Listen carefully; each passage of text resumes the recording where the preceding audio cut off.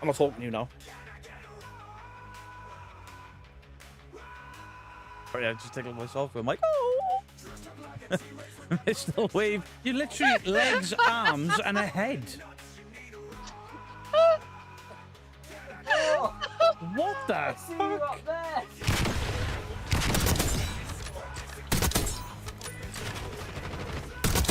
Oh my god! Firing blanks. Mine. I spoke back. Please, you can, and boom. Oh. I pressed a random button and it was the button for this thing I'm already on. We offered Side Eye Guy's asshole up to the incubus/succubus. Nothing happened to his bumhole.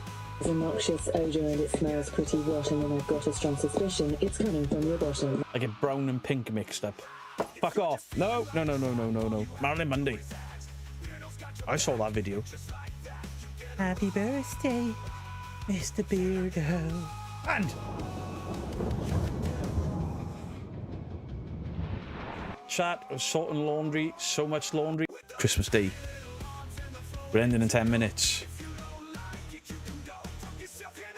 Turkey battle cry. Beardo looks like a white camp Mr. T. A pitbull.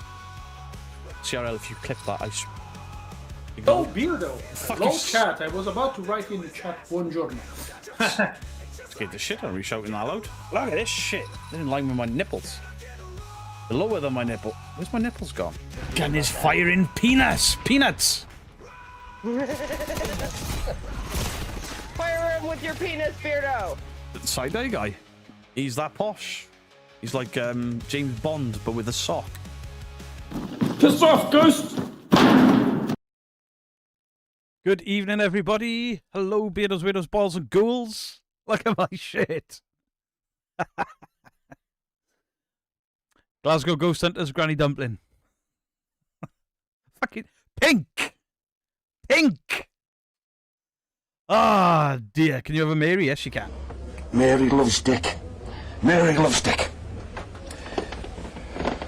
Mary loves Dick. Good evening. Welcome in, everybody. I'm cold. No, it's just cold.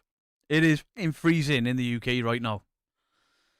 The shirt is bright. I know, but I make pink look fucking good. Rubber ducky, you're the one. Rubber ducky, you're so fun. Welcome in, all of you wonderful, wonderful people. So, as usual, just before we get into the reading out of everybody's names, Christ alive, what the duck is that?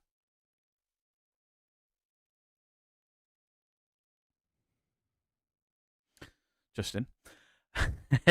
Beck Keynes, thank you for the 30 Australian dollars and the farts. Thank you very much.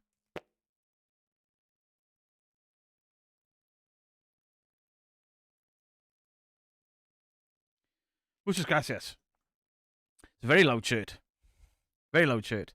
And that says Justin's jumper was here. In the typical chav graffiti style. Ducking awesome shirt? I believe so. I believe so.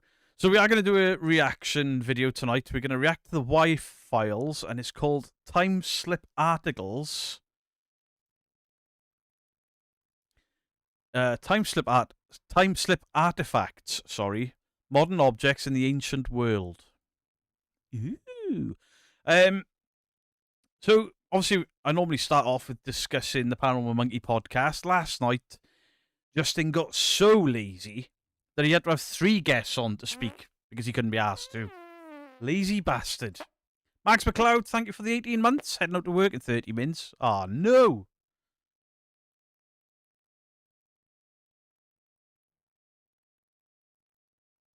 How do you spell? Mac. McLeod. That. Close enough. Sorry.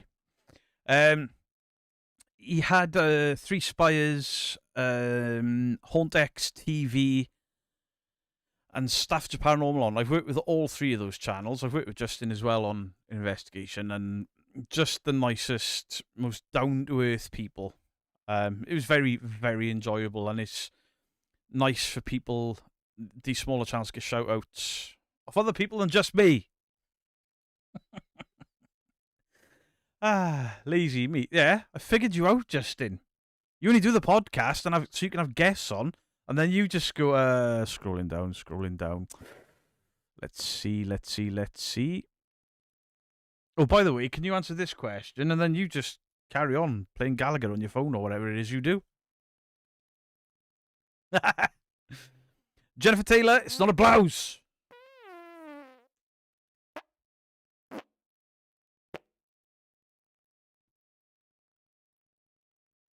Is it Taylor or Taylor? Taylor.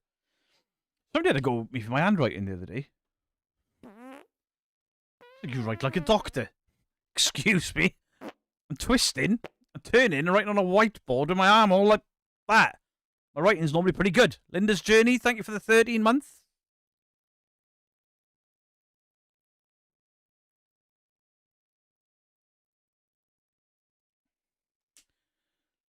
Appreciate you.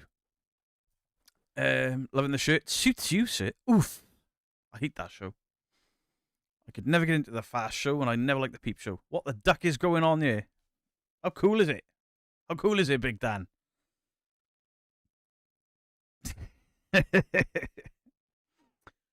Quacking good shirt. Thank you for the $4.99 Glasgow Ghost Hunters. Pink, though.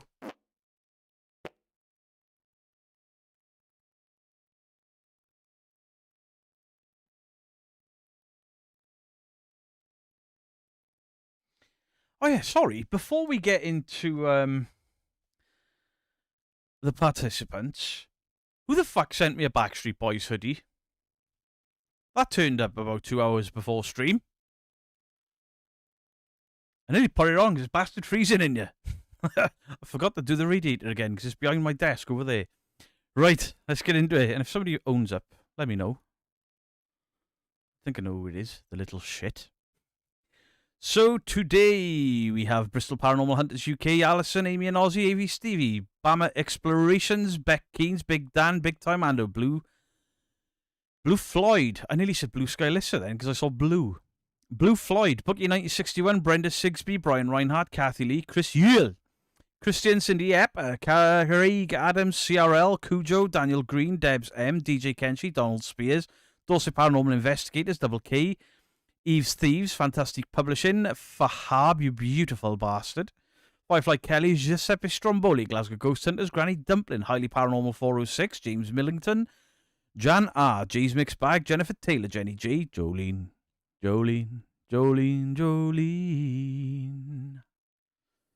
Because the rubber ducky shirt. Kefki Kramit, Kristen Jorgensen, Laura Wilson. Laura, was it your daughter by any chance? Lionheart, Lyron, Lumico, Mamaps Awakening, Mary Short Ass Rice, Megan Behind Blue Eyes, Bish Bobs, Neil Russell, Nick Derrick, Pinky, Quickie Bird. Sorry, Quirky Bird. Not Quickie Bird. It's a whole different fucking meaning to that name. If you're young, don't look it up. Sorry, Quirky. Richard Larson, Richard Watt, and Roger Bowen, Ryan from Bristol Paranormal, Sandra, BPH UK, Sarah Bowman, Simon Stevens, Simon76, Steve Dozzy, Susan Hornby, The Paranormal Monkey, UK Paranormal Search, Vicky Peters, and Wayne's World of Rock Music. That shirt. What the duck? Was it Cassidy May? You little shit.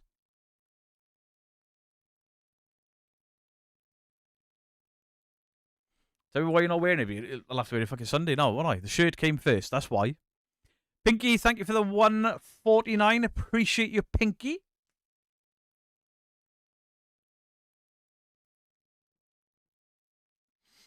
Yeah, at some point after that, we'll go into reaction. Until then, we'll just chat for a bit. I do apologize for calling you Quickie. Into the Fog video about a haunting case in the 1900s was really amazing, if true. I do enjoy Mr. Law's stuff.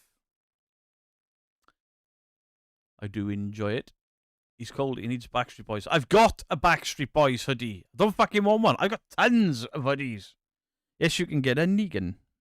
Hot diggity, hot diggity. This kind of thing that just tickles my balls. Hot diggity, hot diggity. This kind of thing that just tickles my balls.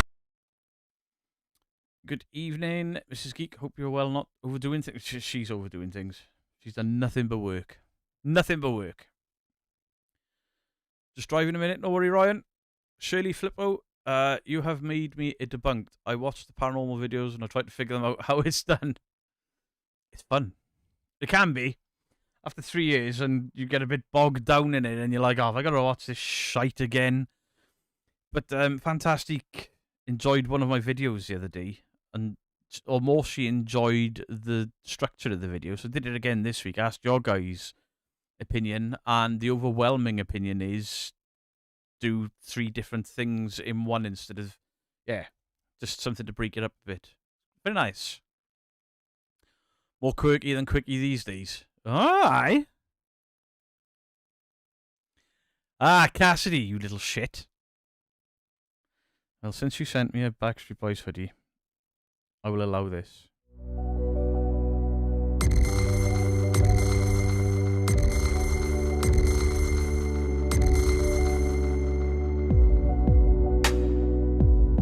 Tell me why he ain't nothing but a heartache. Tell me why he ain't nothing but a mistake.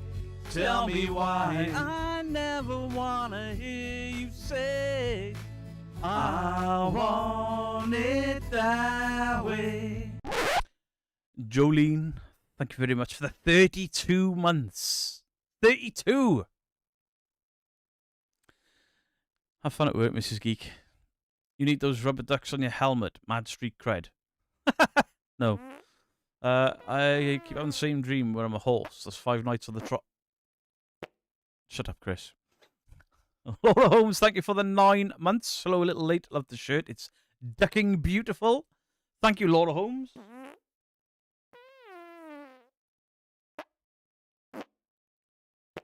Fart.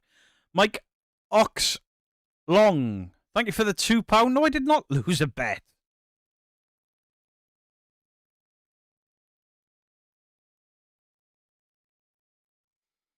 There's your name on the board. To the kind soul that gifted me a channel membership. I appreciate you thanking them there. Secret She, that's exactly when I come into chat. What? Take all paranormal YouTubers the grain of salt after watching your videos? So do I. Be careful how much of a grain of salt you take, because they might copyright you. Ah, dear. Scorpion Midas, thank you for the 10 months. Real men wear pink. I've flat out refused to wear pink before now, but, you know, it's got rubber duckies on it. I'm a real boy.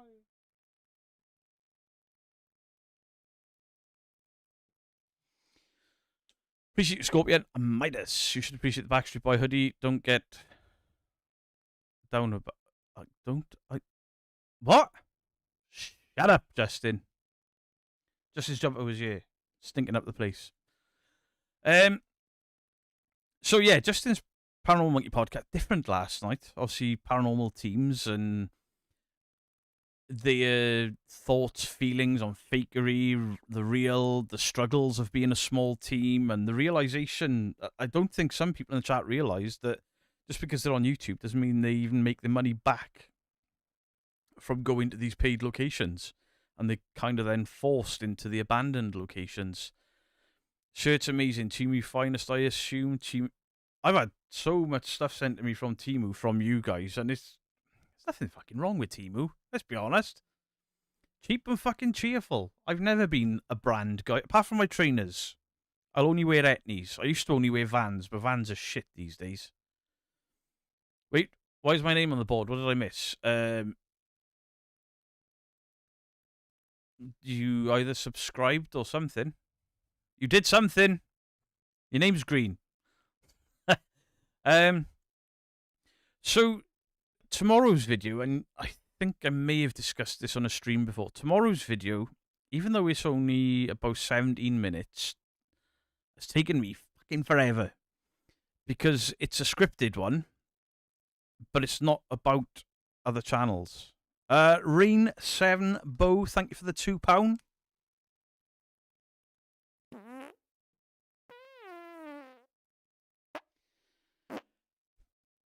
Mel Wyeth, thank you for the 23 months.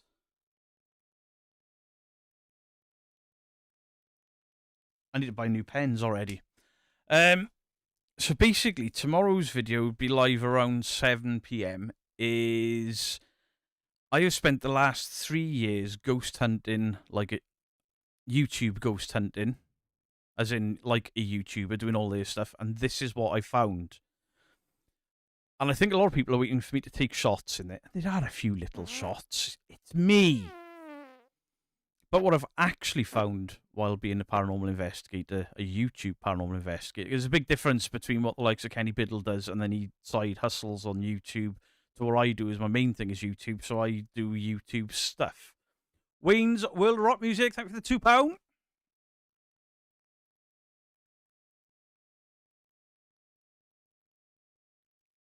Thank you, Wayne. So I've basically had to fish through all my own videos for clips of my own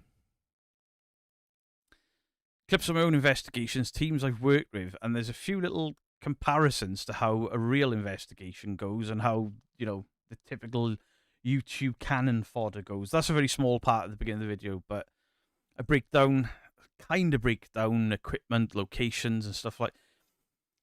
Initially, it was meant to be a roast of the shite channels, and it's turned into something completely different because I made a realization while editing it or while recording it and scripting it. Mel Wyeth, thank you for the £5. Love your content. Thanks for the hard work and entertaining us. You're very welcome, and I couldn't do this without you guys. Jamie Joy, how you doing? You gonna take shots? Just aim straight. Hey, it's in Call of Duty that I still haven't bought. I'm probably not going to. Martin Jourdain, how you doing? Scoffing sausage, chips, and cheesy beans. Living your best life. The best life. Kaza, hello to you in Australia. I think I did the accent there. Wanted to highlight some great smaller channels for a change. Yeah, and all the better for it. I like seeing small channels.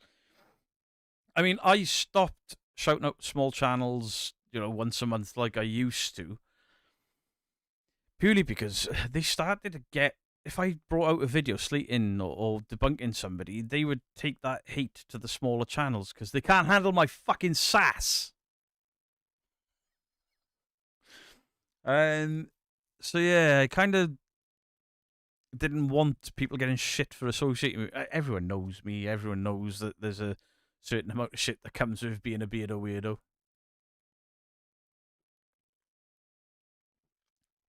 Shane, I'll probably end up buying it at some point. It's just, you know, Christmas is coming. Oh. But with Christmas coming, both the kids' birthdays, Christmas, my wife's birthday's not long gone. Straight after Christmas, father-in-law's birthday. Fucking hell. A lot of birthdays. Deposaurus Rex, hello to you. It's very windy in here. I think it's CRL. She's been eating Cheetos. If you know, you know. Dragon Ranger, hello to you. Mickey, hello to you. Mike's Mysteries, hello to you. David James, good evening.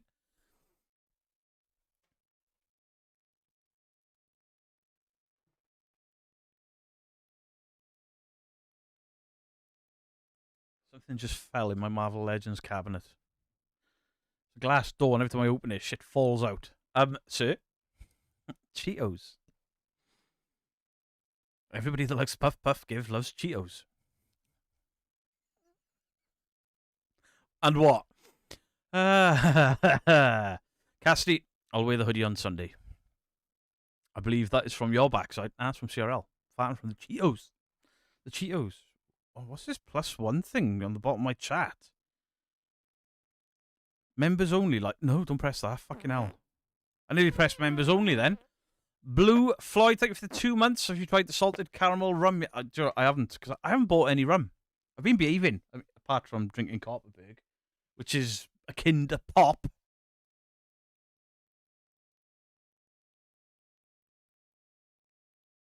I'd like to say I haven't seen it, but I haven't been out. I've done my investigations, but I haven't been shopping or anything. the busier it gets, the less likely you are to find me outdoors in a supermarket or go into a supermarket because I fucking hate the places. I'd rather be a beardo weirdo than a deluded person watching fake crap. I don't think all of them are deluded. Some of them are just misguided. Some are deluded. Like the people that shout at me that Lee is really real. No, he's fucking not. Hey, I can't stay on the go, but wanted to say... What do you mean you've got to go, Crow? Where the fuck do you go? Have you run out of mayonnaise? Good to see you, my brother.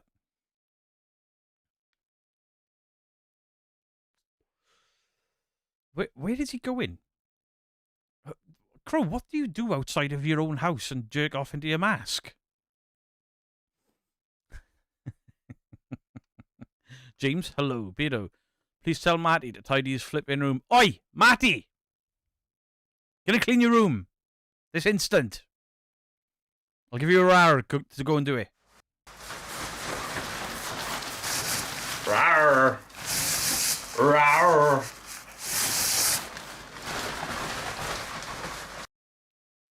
You are absolutely correct, CRL. Delusion is one hell of a drug. I mean, Andrew still thinks he's a nice guy.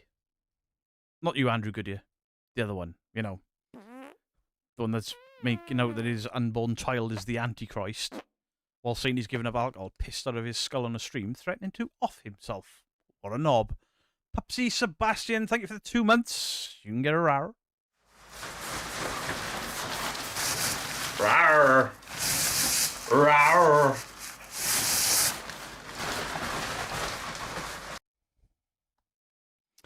Ducati Rider, thank you for the 1999. For Beardo, any reply to Crow's throwdown, the king of hot dogs? Listen, if this is this wrestling, no, there's not. The messages I get about wrestling. I'm on an investigation, and I'm reliably informed that 2 of the boys have been asked to jump me and film it to put on a video, and I'm like, I wouldn't do that because I'll beat the fuck out of you, and I don't mean to do it. Adorn me, please, Beardo. Yes, sir. Oh, fuck off! Adorn me, Beardo! Fucking A! It's perfect! Yes, William. I had a very upset woman emailing me that he was live and he had actually threatened her. And I read it like it's just another unhinged fan or somebody that's fallen out. And I turned his stream on as he said that... I don't even know if I can say it on my stream without getting my stream taken down. But he basically looked directly down the camera and said, "Bitch, I will... you before I... myself." After he'd been begging for money. Absolute fucking disgrace. How he has a channel, I don't know. For his own safety, he shouldn't have one. But for other people's at this point, because he's threatening them. Did they know you were executed? Oh, yeah. Hey, Deb saw us at the same point in the UK. Most people that work security couldn't fight their way out of a wet paper bag. Jacket fillers now, but I started pretty much old school before the licensing came in. But yeah, you can be security in the UK and have nothing about you. You're just there to report.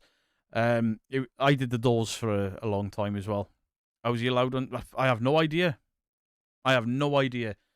At some point, it's got to bite him in the ass because the amount of people that were screen recording it and sending it to me was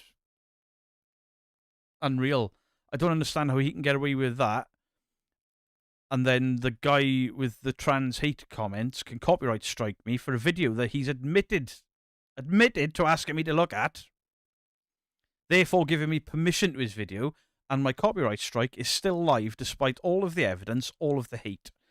And then yesterday, he sent me a threatening message on Facebook using my real name. "Hey, Dale, look how easy you are to find." No shit. No shit. It's Facebook, you silly bastard. Easy as fuck to find anyone. Congratulations.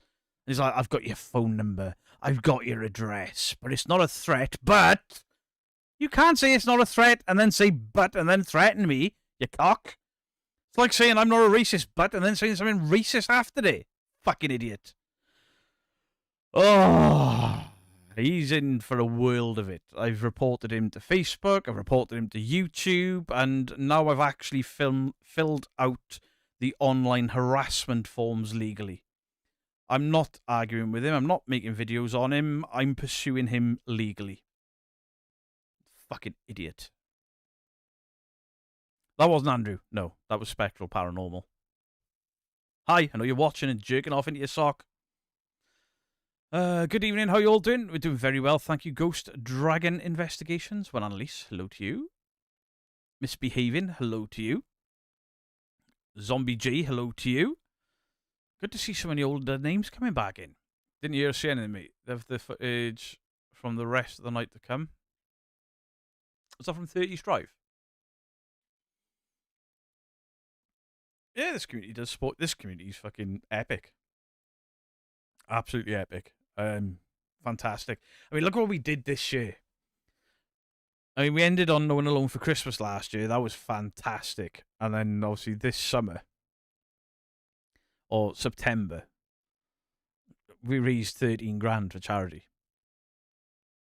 Absolutely fucking phenomenal. Why are you confused, Pink Angel? Why are you confused? Don't let it all stress you too much, Beardos. No help. I ain't stressed by these fucking idiots. They seem to think that they'll stress me. Oh, obviously, Mrs. Geek came home from work and she was like, any news? I was like, no, no. Oh, by the way, yeah, he's threatened me. And then I showed her the book and she's like, oh my God. And I was like, he's in America. What's he going to do? Send me a strongly worded fucking letter? It'll cost him 12 quid. He ain't going to do shit.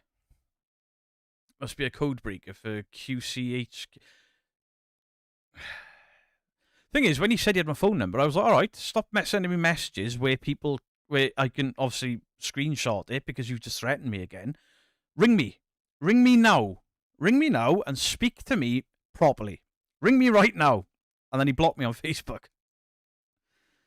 Ah, dear. I think he realised what he'd done. I don't know if he's a drinker and he doesn't realise what he's doing and maybe he's sobered up. Or, I don't know. Mary loves Dick. Mary loves Dick. Mary loves Dick. 12 quid? Probably for a letter from the States, you know? Swinging at you is the only attention they get. I mean, he's probably getting ignored by his wife, to be fair, because if I spoke to my wife the way he does, I'd get a thick lip. And he does that on camera. Imagine... No, I'll get myself into trouble there. But, yeah, legally. I'm dealing with these lunatics legally now. I'm not having any more of this shit. It's pointless arguing with them. So, there we go. Maybe a drinker, definitely not a thinker.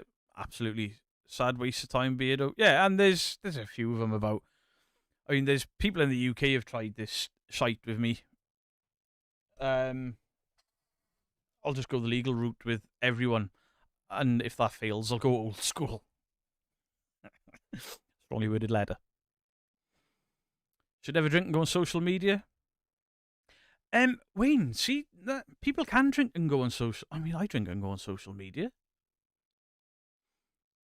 But I'm not a dick. Well, I am. But I'm not a nasty dick, you know? I do it more for comedy. But people that use alcohol as an excuse to behave like absolute pigs is just that. It's an excuse. They've got that within them anyway. Nobody that would never beat up their significant other or do whatever nasty, horrible shit you can think of. Nobody just drinks vodka and that happens. It's in them anyway. I've got drunk loads. The worst thing I've ever done is told Mrs. Geek that I'm leaving because I was pouting about something. Oh, because the shop ran out of fried chicken on our way home from town and I was leaving. And then I woke up on the stairs completely naked with my Xbox or my PlayStation under my arm. That's all I was taking. That's how drunk I got. I cried over chicken and then fell asleep on the stairs with my Xbox. Head down the bottom, feet up the top. Don't use too many big words, you might confuse him. Sent you an email, but nothing bad. Is this like I'm not a racist, but I sent you an email, but nothing bad? I bet it is. Like a toddler. To be fair, CRL, that was 12 years ago. I don't even go out anymore. We're going to be reacting to the Y-Files. I did that to my mum when I was 5. Shut up, CRL. Heat alcohol personally destroys like... Oh, it can do. It absolutely can do. But I know some people that that have been, in their lifetimes, raging alcoholics. And while they may have been a danger to themselves, they don't hurt other people. Just, you know, to do the really, really hard, horrible shit, it's in these people anyway. Violent, nasty shit, you know? PNC Parahistory? Yes, you can. Wanker. You know, because they run out of chicken, it seems like a perfectly reasonable reaction. Laura, it wasn't that I was leaving home because we'd run out of chicken. It's because the shop on the way home had run out of fried chicken at 3 o'clock in the morning after the tattoo shop Christmas party. And I remember none of this, by the way. I just remember waking up naked on my stairs with the PlayStation under my arm. I'm like, what the fuck am I doing here? And then the giggles from my wife. Angie Metzner, thank you for the £10. $10. You've missed a lot. You might have to go back and rewatch.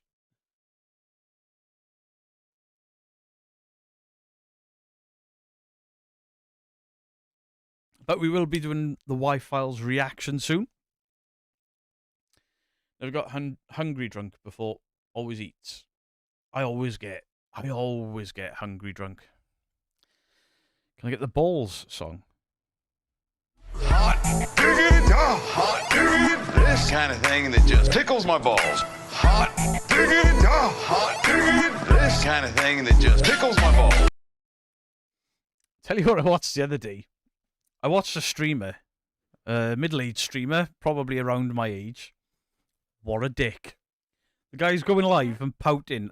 He wasn't live at the time. Somebody had made a video about him. Basically be like, we've only made £39 this stream. I'm not playing the game until I get 40. I'm not playing the game. I'm not doing it for this amount of money. You ungrateful prick. Rotting Doll, Mike James, thank you very, very much for the gifted. Appreciate you.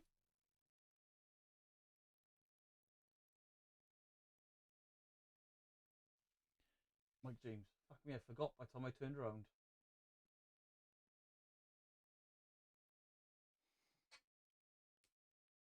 I can't remember. I can't remember what the guy's name was, but oh my god, he was just so shit.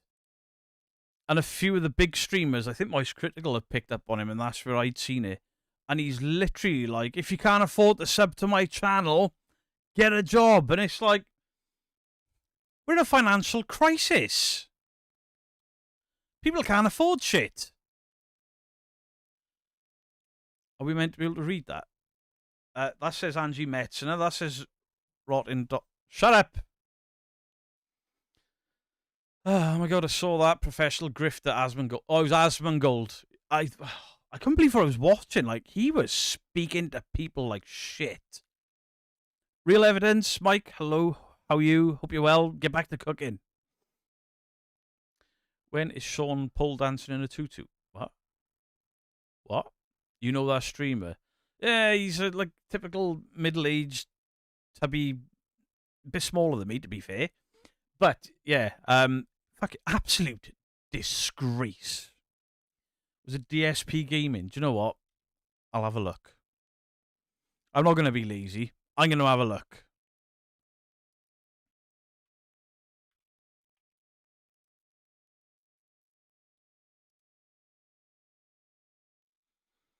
Oh, he's live now. Yeah, that's him. Him. The pouts he has. Holy shit. Holy shit. Right, I'm not going to show... That was just to get his face on. I'm not going to do anything while he's live. But... some of the big streamers have had a go at him for being like, you ungrateful bastard. You can't sit there, deny and pout when you're not getting paid. And it's kind of backfired a bit. Because his streams are getting busier. He's been acting like that for years, Darkside Phil. Has he been out there a while, has he? It was only the other day I became aware of it. I was like, what? Can Pete tell us his pizza preferences? Yes, he can. I bloody love pineapple on a pizza. I just seen a message saying, can somebody tell Real Evidence we've got some good news? And then it disappeared.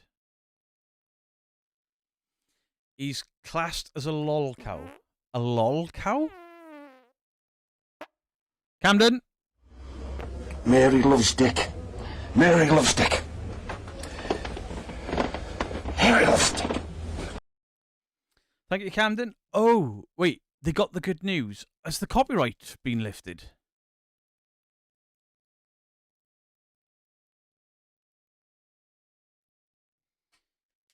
Has the copyright gone? Bear with me, chat. Bear with me. I'm fucking haven't. Wait, maybe it'll be in my YouTube studio. Ghost Quad, good evening. Lol cow, milked for laughs. Oh. Mr. Great, you know lol cows and Beardo doesn't. Listen, Dandalf knew about Skibbity fucking toilet and all that shite before I did. How long would that come through, Mike? I've still got an active copyright strike.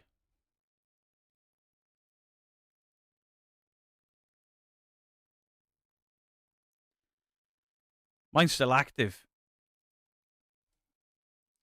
Grr. Yeah, maybe I put mine through an hour after yours or something. Maybe. Hey, Pink Angel, you missed Pete. Pink Angel, do you want to see Pete? I bloody love pineapple on a pizza. Didn't know what a lol cow was either. Milked for laughs. Yeah.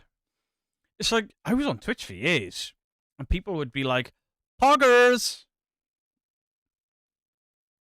Who's Poggers? What is Poggers? Why is Poggers? Didn't have a fucking clue what Poggers was. Eventually I worked it out. It was something to do with I didn't work it out. CRL told me it's something to do with an emote. I'm now told to understand this generation's garb. That's streamer garble. It's next level. And embarrassingly, when I'm gaming, I've realised that I do it far more than I would like to. Like saying, some of the isms that I've used would be like, oh, this game is fire! And then I have to stop myself saying, bro. Poggers. Twitch is a cesspool. That's why I've quit it. Can you have a dude, bro? Yes, you can. Dude, bro! Dude! Bro! Demons! Demons, bro! Murders! We've caught a ghost! What is 67, please? I don't know what that one is either. I saw somebody going 67. I think it was my nephew, and I'm like, do you want an hide-in? Fuck off. Hey, I know what KEKW is. I'd never say these things. Why do people say them? They're an emote, so why type them out? Just post the damn emote. 67, to my understanding, has to do with Rapture Talk. Rapture Talk. I mean, TikTok, I think, is the Rapture because it's making smart people stupid. I went to the toilet the other day. Nothing to do with on my phone, so I opened up TikTok. I'm usually greeted with videos of German shepherds and people falling, you know, the funny stuff. Funny cats, dogs, and people falling over. And I just kind of went down this rabbit hole of people getting Marvel superhero powers wrong and getting the histories wrong. And I was like, tisk, tisk, swipe, tisk, tisk, swipe, tisk, tisk. I don't know how long I was there, but when I got up, my left leg appeared to no longer be attached to my body. It was weightless. I couldn't feel it. I couldn't move it. I nearly went over before the wipe. It was fucking horrible. And then I had the most intense pins and needles in my calf, my shin, my leg, my toes, everything. It was horrible. I must have been there for an hour and didn't realise. The rapture was meant to have happened in September, then October, then September. Well, they're going back in time. 67 is the name of a street. It's from a song and it sucks. Probably. You know, the little investigation video you did with your nephew, I actually really enjoyed that. They're fun to make. No, not that I ever label myself. I'm absolutely Gen X. I'm Gen X. Just because it sounds cool. And we found out what the 67 thing was because of South Park episode. Right. Thank you for subscribing, Tritus. That was a long P. What? I'll give you a long wee.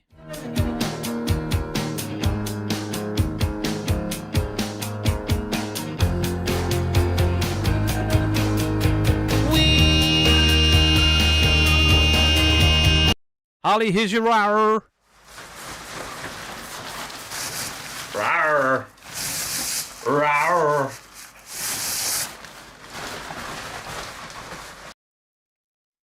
We're millennials. I'm not a millennial. I was born before the turn of the millennium. A long time before the turn of the millennium. Jerry Sats, how are you doing? Hope you're well. Wondering when she low splat the roadkill cat? How are you doing? I still laugh at that.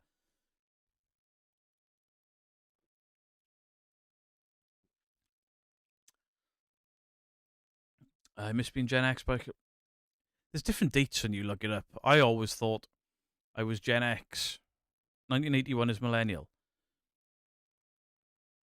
Listen, I identify as Gen X.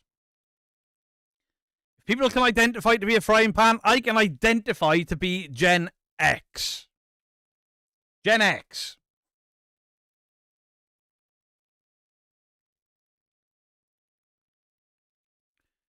You're a millennial. No, I'm not. How dare you, Dandalf? How dare you assume my generation? It's like them fucking apples. This man. I'm sorry, but I would rather be Gen X because they were just built different, you know? You've seen those videos where they walk through a door frame and they bang it, and it's like Gen X, bang, and they just carry on walking, and then the next one, bang, oh. 80s kids, 90s kids, bang, oh. These days kids, bang, oh, my vagina hurts. It's true. It's true. Hopefully I said that word so skewiff that nobody picked it up. Identify as a giraffe because I'm 6'3". Cal, you're allowed that. Be whatever you want. I believe in you. Just don't eat out of the top of trees. Your appendix doesn't work that way anymore. Beto, I believe it depends on the way you were brought up. I was brought up by a miserable old miser. Therefore, Gen X. I'm slightly annoyed at you about to react to time slips. I guarantee you'll have a Philadelphia experiment at some point, and my uncle is halfway through making a vid about it. This isn't about time slips, it's about modern objects in the ancient world. So it is time slips, but it's time slip artifacts. So it may not interrupt yours, Dandalf. If it is interrupting with yours, I can try and find something else a bit quick. Andrew Metzner, thank you for the 17 months. If you're born in 81, you're an elder millet. Hey, I don't identify as an elder either. I don't particularly like the fact that I'm middle-aged. It fucking sucks. It's cool. Right, cool. Husband identifies me as an Amazonian. It's the only way he gets away with it. I'm going to hit the board over then. You graduated high school in 2000. I left school in 1996. Was it 97? I can't remember. 96? 96. The thing is, it doesn't even feel that fucking old, does it? 1996 doesn't feel that long ago. But when I was a kid in the 80s and somebody said the 60s, it was like back in the olden times. Now my kids must be looking at the 80s being like back in the olden times when you had 3 bars on the fire or an actual living, breathing fire in your house. Middle age means something different these days. Quit 40 years ago. That's what I keep telling myself to make me feel better. But then if you look at people that were our age 40 years ago, Dan, they looked a lot older.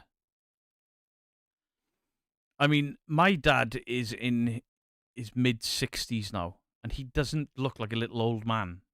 My father-in-law doesn't look like a little old man, and he's 70 in January. Left the army in 1994. Jesus. 60s child? You were 9 in 1996. Don't feel old until you give the sunscreen song a sunscreen song? I'm not looking. I was born in 76. Beardo, you are a millennial. Joker. I don't identify as that. You can't take that from me, because I don't know, I'll go to the woke police.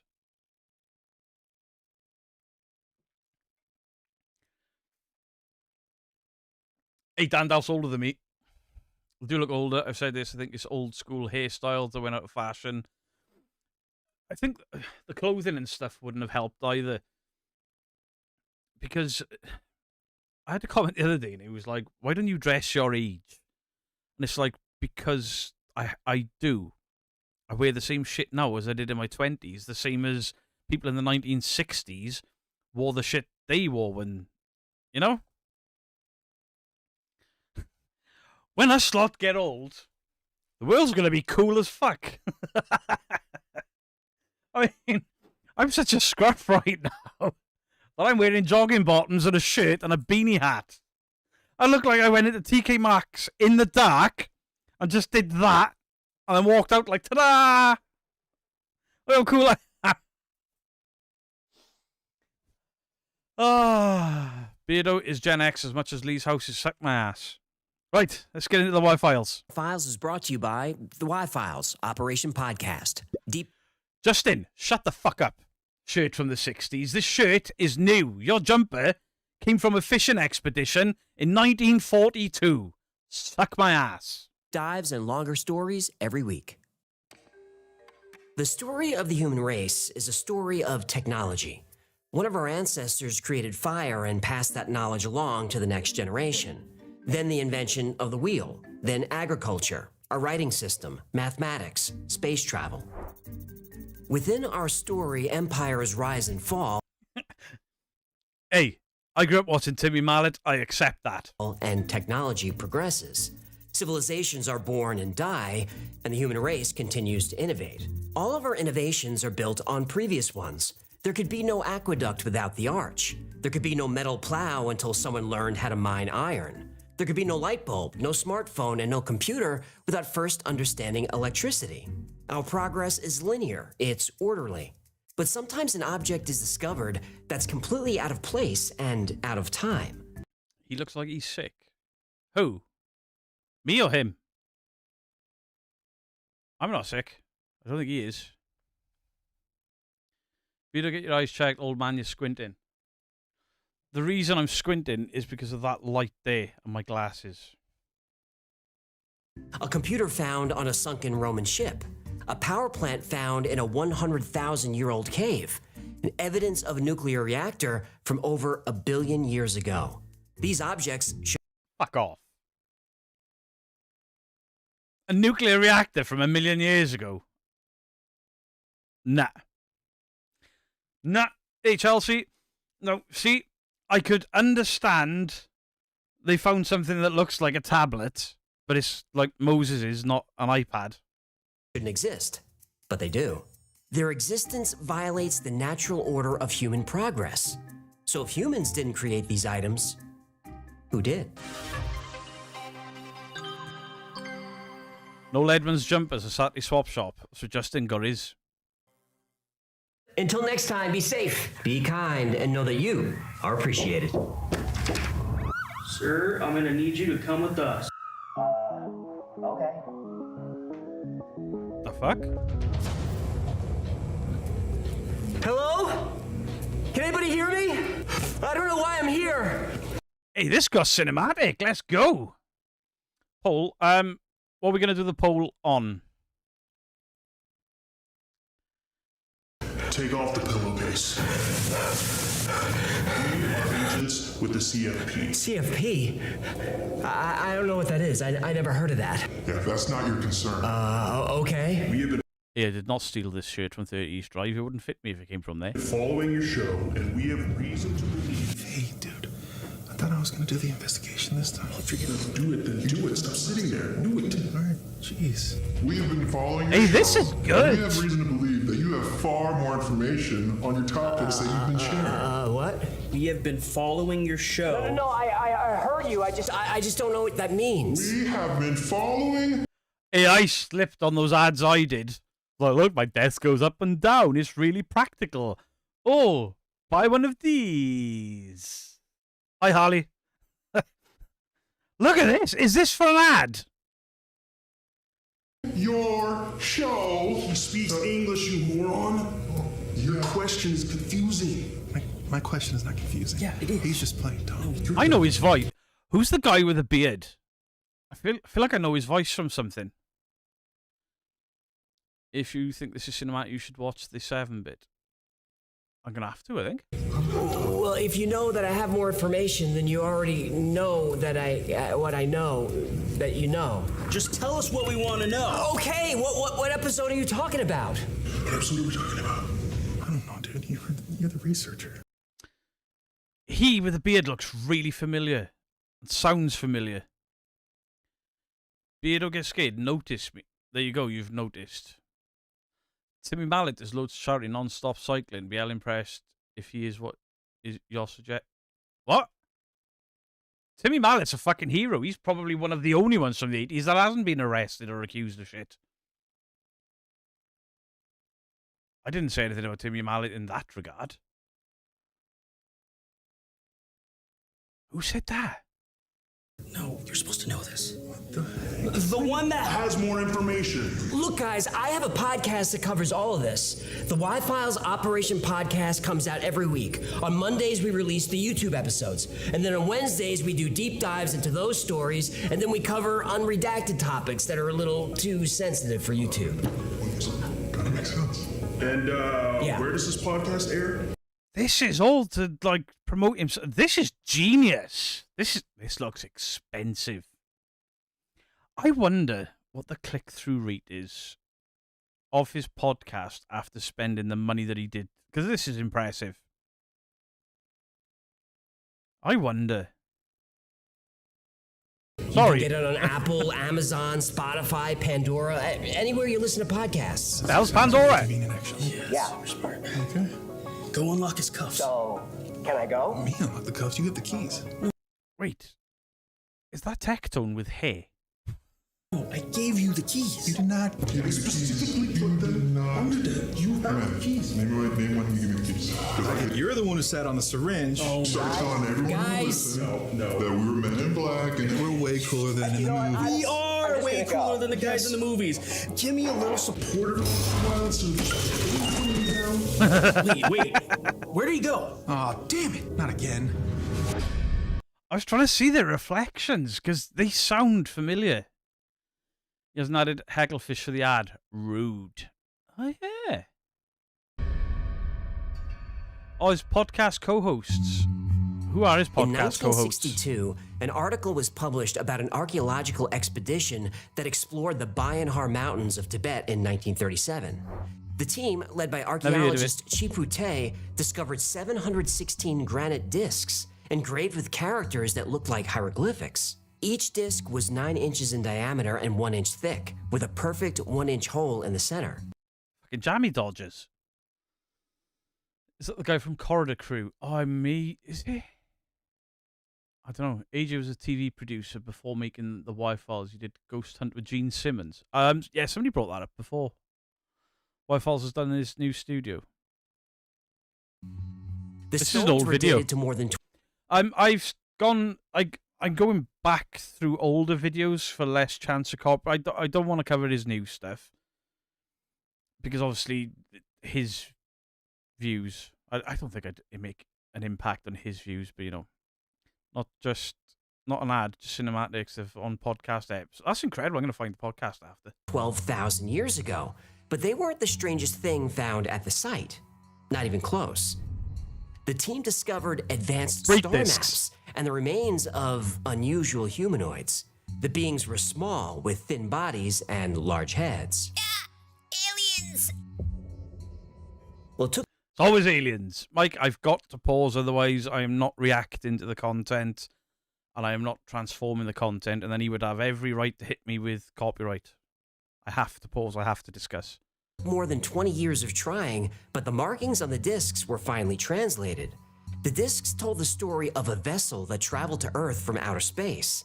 The inscriptions described a crash in the mountains of Tibet and what happened to the survivors of the crash. I knew it! The writing also gave the beings a name. They were called the Dropa.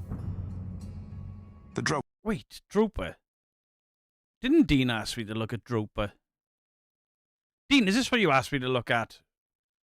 Those two guys write for his channel. Ah. I must have seen them somewhere.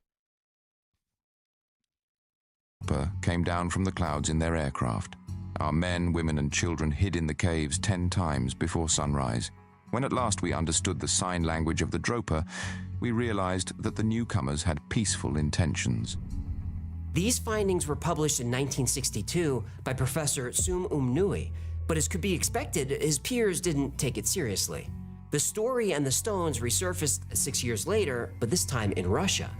Scientists discovered the granite used to make the stones contained extremely high amounts of cobalt and other heavy metals. These Metallica. Heavy metal. DARPA. Ah, not Dropa. Close enough. Properties would have made the stones very hard to carve with primitive tools 12,000 years ago. The stones were tested with an oscillograph, a device used to read current and voltage. The results indicated the stones had once been electrically charged, or might have been electrical conductors. After these new discoveries, the stones disappeared again, until they turned up in the Banpo Museum in China. In 1974, Austrian engineer Ernst Wegner went to the museum to... How in the hell have I never heard of this? How have I never heard of this?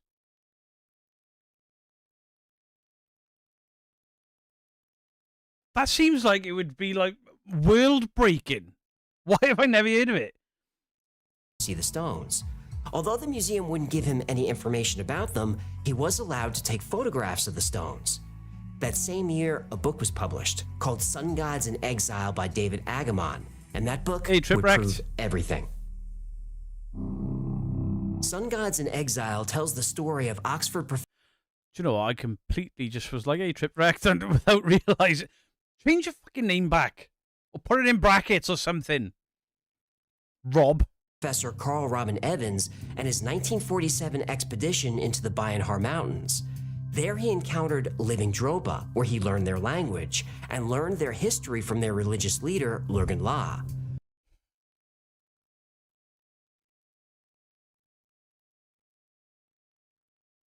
I mean, come on. Lurgan La. It's a made-up word. I mean, all words are made up, but still. Peter looked like he was sat on top of a building then. What? Lurgan La told him the Dropa came from a planet in the Sirius system, and they had come to Earth on an exploratory mission 12,000 years ago. Their ship crash-landed in the Himalayas and stranded the Dropa on Earth forever. The book was based on the journal of Dr. Carl Robin Evans, and that journal had pictures. This is Hui Pa La and Viz La, the rulers of the Dropa in 1947.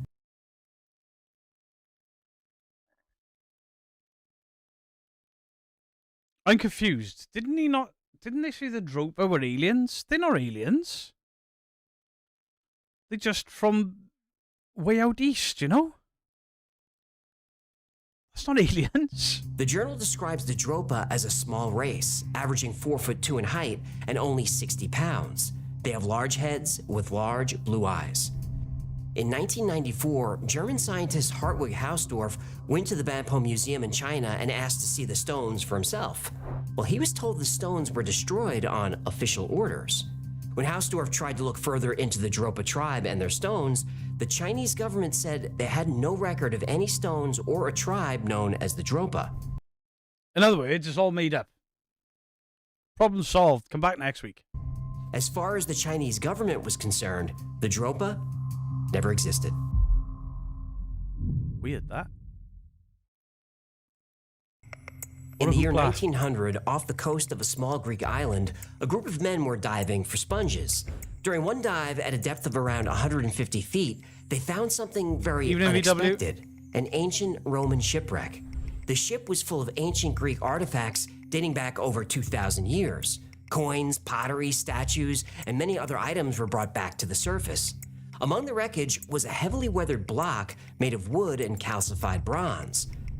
The block was taken to the museum with the rest of the artifacts, but it didn't really look like anything, so it was mostly ignored. But 2 years later, archaeologist Valerio Stace took a closer look at the unassuming block. It didn't take long for him to discover there was a lot more to the block than people realized. Part of a statue or something? He could make out the shape of a large gear embedded in the calcified stone. He believed it was some sort of ancient astronomical clock. Mainstream archaeologists dismissed the idea as prochronistic, meaning too advanced for the time period or the wreckage. The ship was underwater for 2,000 years. The type of technology needed to build an astronomical clock just didn't exist yet. Could he have just got what it was built for wrong? Maybe it was just a cog for like a, I don't know, like an ancient windmill or something. I don't know about this. In fact, gears of this quality wouldn't be invented until the 14th century, about 1,700 years later. Oh. Mainstream scientists said the object must have found its way onto the ship at a much later time, and therefore wasn't all that special or important. So the object was placed on a shelf in a dark back room of a museum, and that's where it stayed, completely ignored for 50 years. But in 1951, Yale professor Derek J. DeSola Price was researching ancient clocks. He heard about a mysterious object discovered off the coast of a small Greek island called Antikythera. Price looked into the artifact. There's a lot of mysterious objects through history. I have a feeling we attach great explanations to what they could, when sometimes maybe they were just ancient humans used to wipe their ass. I mean, I've never tried to wipe my ass with a cog. I don't think... It'd be like the 3 seashells. How the hell does that work? But his findings didn't impress his colleagues. But he would continue researching the device for the next 23 years. Then in 1974, with the help of a nuclear physicist... Yeah, Mr. Prism, I don't think he's saying that cogs weren't made then. It's the type of cog for astronomical timekeeping. So, gears would have been invented there, absolutely. But not for what they think this is for. Price used X-ray and gamma-ray imaging to examine 82 pieces of the rock. Gamma rays. This imaging revealed an assortment of bronze gears of various sizes, all connected to a central crank. As the gears spun, they would move hands on the object's face, like the hands of a clock. But this device wasn't designed to tell you what time it was. It was designed to do much, much more. Nothing like this instrument is preserved. Hey, nobody knows how to use the 3 seashells. Didn't they say that Antikythera mechanism is likely a way to navigate the ocean? Ah.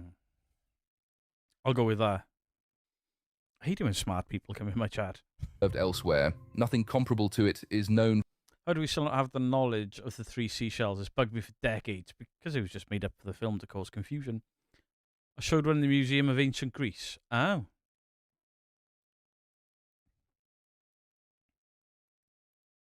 So they're on display now. From any ancient scientific text or literary allusion.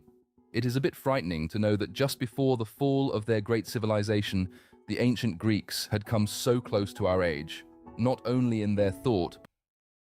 I've nailed this. Fucking spirograph. Remember that with the little cogs? You put your pen in it and get the swirly designs. That's all this is. Ancient spirograph. But also in their scientific technology. By 2009, scientists had gathered enough scans and images to reconstruct what the Antikythera mechanism had looked like. It had 30 gears intricately designed and expertly crafted.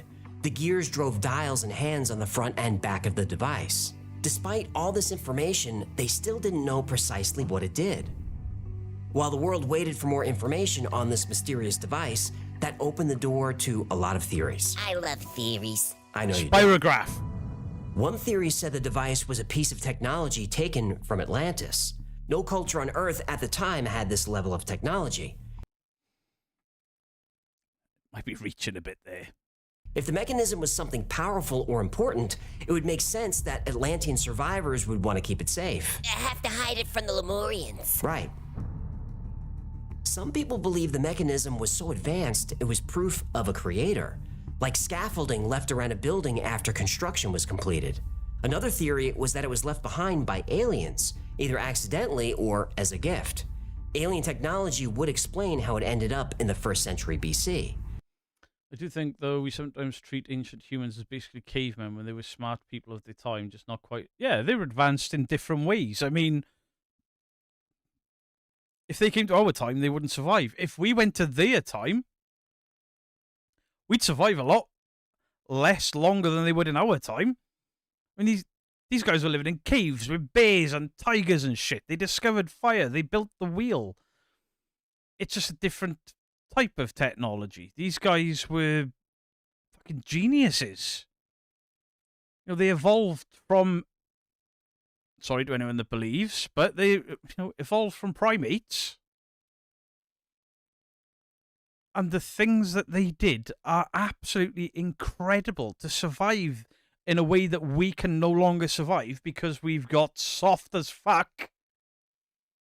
But the most alarming opinion was that the Antikythera mechanism was a doomsday device, a weapon to depopulate the Earth, created by an ancient race of reptilians. Lizard people! Yeah, maybe it was a clock used to calculate a time when the weapon would be deployed. Well, lizard... 67! Skippity! I don't know who that is, but I'm looking at Martin Jourdain. What did Martin Jourdain say?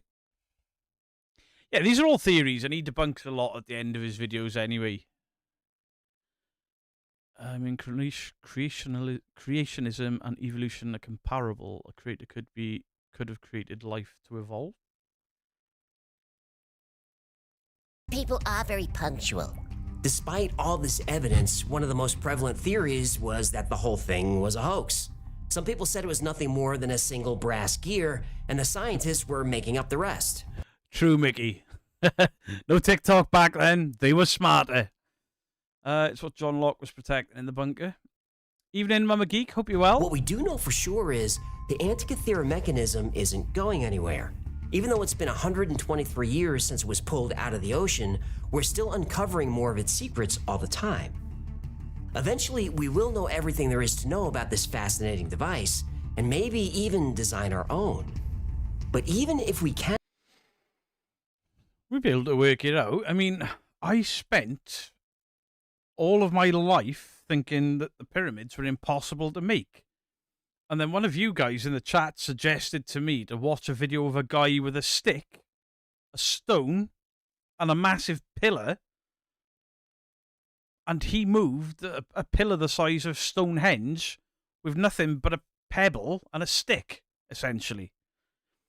Not quite, but that's kind of what he did. It was really smart, but I only had one question. The fuck did he get the pebble under the stone? And build one. The question is... Didn't they put impressions of the dicks in the walls while building them? What? What? Should we? Beardo, no, don't spoil it. I'm enjoying getting lost in the moment. In the Qinghai province of China, on the southern shore of Tuoso Lake, is a pyramid-shaped mountain called Mount Baigong.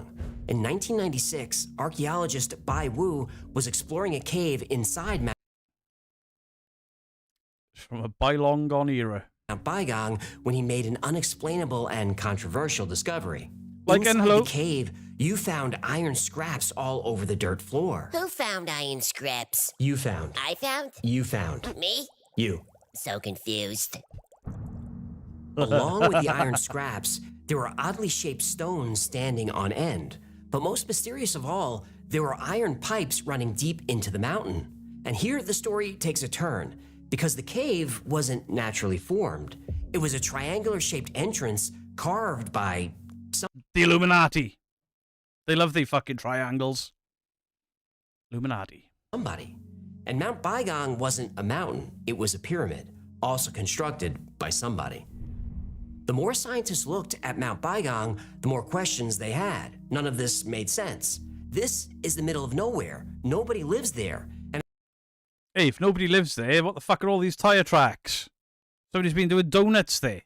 Look, they're everywhere. As far as anyone knew, nobody ever had. And those iron pipes? According to the Beijing Institute of Geology, the pipes were forged more than 150,000 years ago. The pipes vary in size from 18 inches in diameter to as thin as a grain of rice. And later expeditions found pipes big enough to walk through. And there were humans living all over the world at that time, but metallurgy wasn't discovered until about 10,000 BC. So who created the pipes and why? While there is no clear purpose for the pipes, could it be some form of natural formation because of the worms from Tremors? Or alien demon ghosts?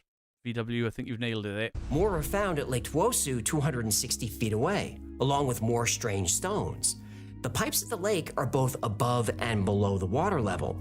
Some researchers believe the pipes were used to pump water into the pyramid, possibly for cooling purposes. Papool! I approve. Considering Tuoso is a salt lake, one theory suggests the pipes may have been used for a process called electrolysis. When you pass an electric current through water, the water molecules separate into oxygen and hydrogen atoms. Salt. Yeah, look at his avatar. He's got a Deadpool suit on. Papool.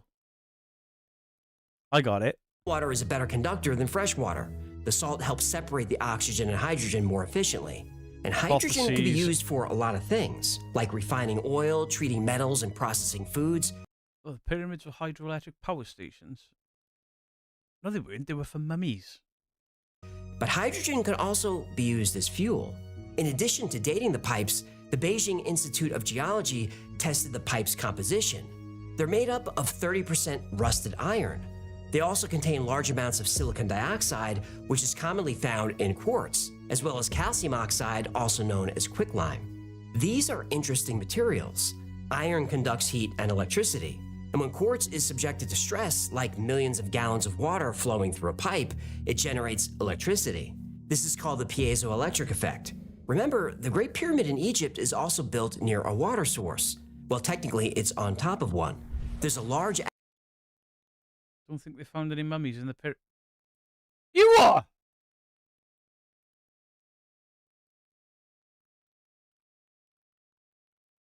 No mummy! No way!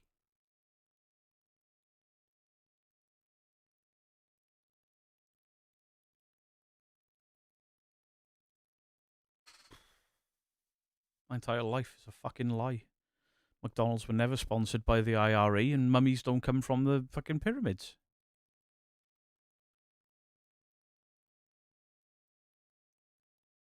Wow. Shares my own right for getting my history from Hammer horror movies. Aquifer under the Giza Plateau. Also, there are chambers within the Great Pyramid Valley of the Kings. made of quartz, and metal pipes have been discovered within the pyramid complex. Wait, I thought Tutankhamun had a tomb in one of the pyramids. No Egyptian writing either. Nah, I'm getting fucking wound up, yeah? You're having me on.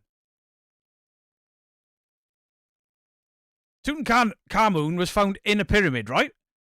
There's a whole thing about it. You go into his pyramid and you touch shit, you get cursed. Wasn't that a thing?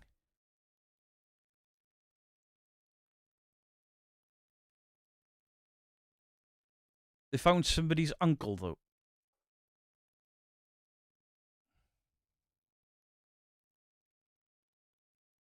Nope, Valley of the...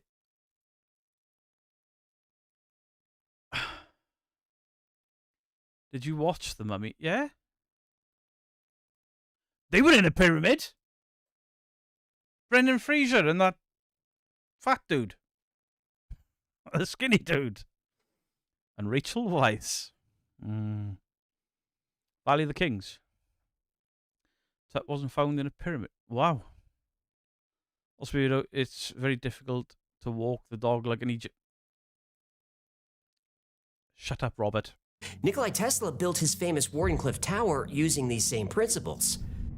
Using this ancient method, Tesla believed he could generate free, unlimited energy that could be beamed wirelessly to any place on Earth. The Illuminati would never allow that. They didn't. When Tesla was close to a discovery, his investors pulled their funding and invested in oil instead. Wardenclyffe Tower was eventually abandoned. Now, if you're interested in specifically how this works and what happened to Tesla's tower, I've linked to another episode below.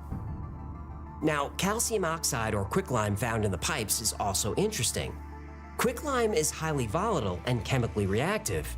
If you expose quicklime to water, it causes an exothermic reaction. In other words, it generates heat. Lots of heat.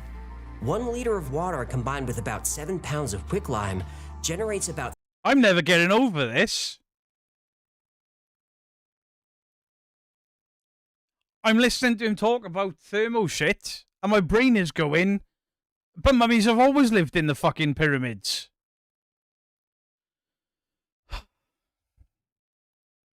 I've been to see him in his tomb twice. We're on first name terms now. The fish did say Illuminati. 3.5 megajoules of energy. That's basically a gallon of gas. And if you remove the water, quicklime reverts back to its original state. And as long as you have a stable water source, like a lake, you could repeat this process.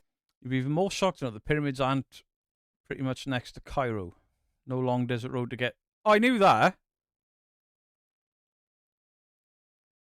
See, this is what happens when my parents come home from Egypt from a holiday, because they've been a number of times, and my parents try to tell me because they bore the piss out of me. I was about 23 years old when my mum came back from Turkey and was like, right, your father's put all of the photos onto a DVD. And I went, let me stop you there. I'm sorry, mum. I don't fucking care. You're rich. I'm poor. I don't want to watch you being all rich and shit in foreign fucking countries. Makes me miserable. Enjoy your holiday snaps. Plus, I don't need to see my papa in his Speedos, and I do not need to see my mama in a bikini. They were in their 40s then, and I said they were old. I think I'm having a nervous breakdown. Over and over again. Now, besides these common materials, the pipes also contain 8% of a material that could not be identified. But here's a thought. We've got iron pipes that can carry water or some other medium, electricity to convert water into oxygen and hydrogen. We've got quicklime, which, when exposed to water, creates heat. The heat causes the hydrogen to expand. The expansion of the quartz... Dandalf, I knew that. I knew that. Within the pipes generates even more electricity, and this process can repeat over and over again, all happening inside a pyramid. Well, that's the same process used to make the Great Pyramid of Giza a power plant, all built 150,000 years ago. I know what that sounds like to me. I know what it sounds like to me. More ridiculous than the mummies not ever being in the pyramids.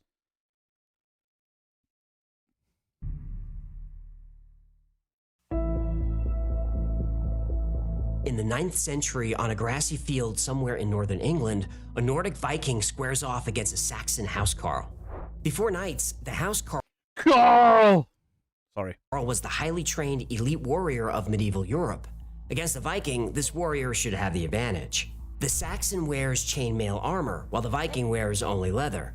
The Saxon has a shield, light and strong. The Viking has no shield. And the Saxon sword is larger and stronger than the Vikings.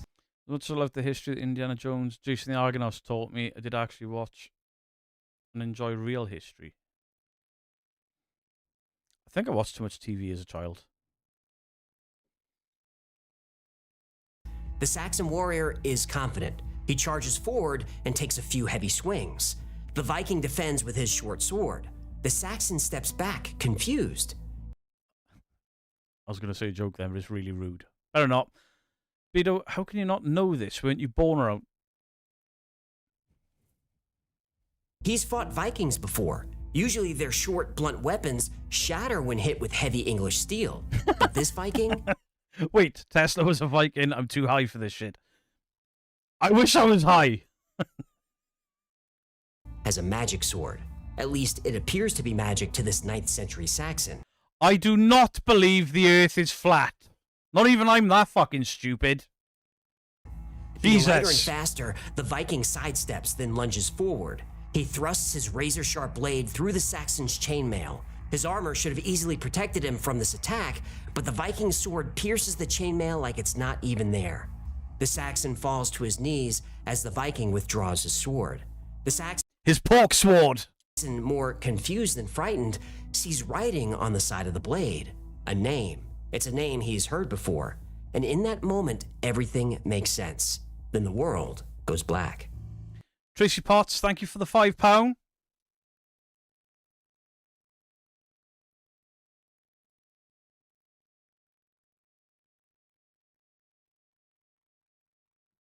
I'll put Fat Rabbit on there as well. Wait. Not the Great Pyramid of Giza, but they did find him in some others far from there, also with art and glyphs, but nothing in Giza. There were no hieroglyphs in...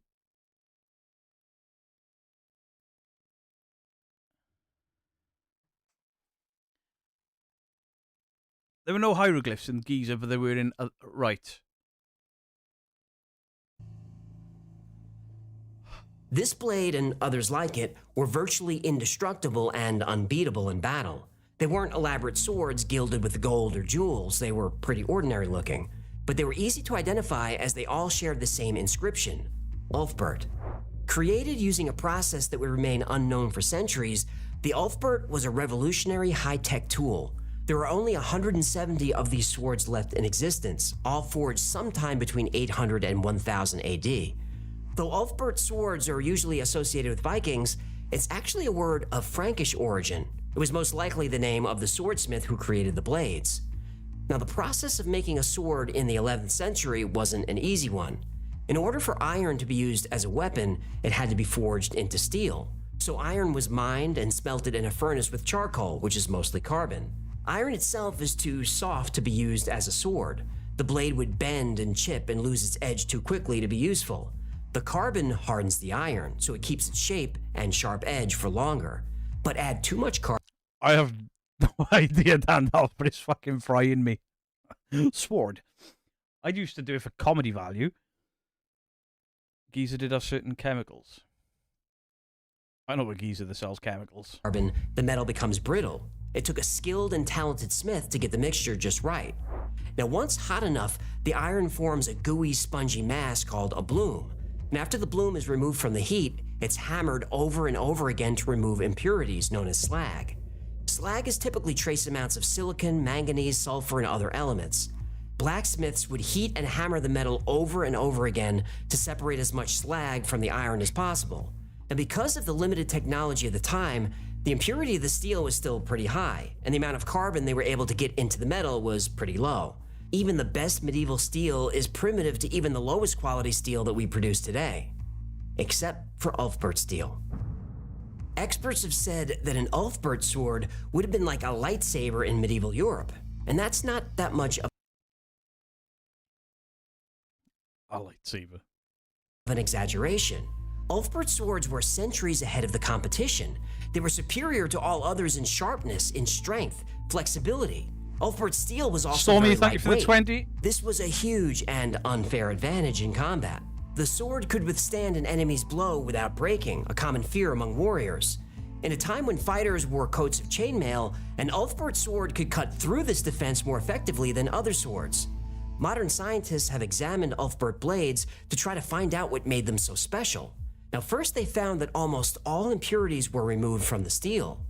Ulfbert blades also had a carbon content 3 times higher than other swords from the same period. Yeah, the Vikings are just smarter. Now here's the thing. To achieve this level of purity and the carbon content of the Ulfbert sword, the metal would have need to have been liquefied. This causes carbon to dissolve into the iron, forming an alloy. The high temperature also removes impurities more effectively. A temperature of 2400 degrees Fahrenheit is needed for this process. The resulting alloy is called crucible steel because the metal is melted in a large crucible. Now, for hundreds of years, smiths tried to duplicate Ulfbert steel, but nobody could come close. Ulfbert was a man 1,000 years ahead of his time, and nobody knows who he was. But many people still wonder, what else did he know? Clearly a lot more than I fucking do.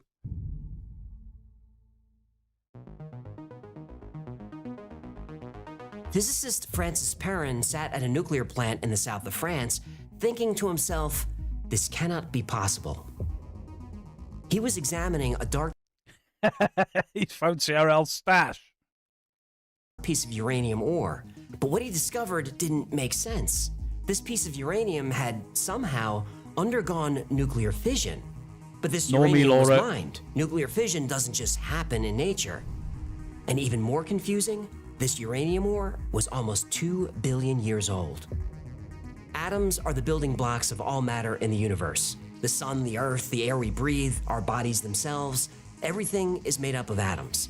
But atoms can be split. And when that happens, energy is released. And this energy can be harnessed and used to charge your phone or power an entire city, or Pre-rolls and gummies.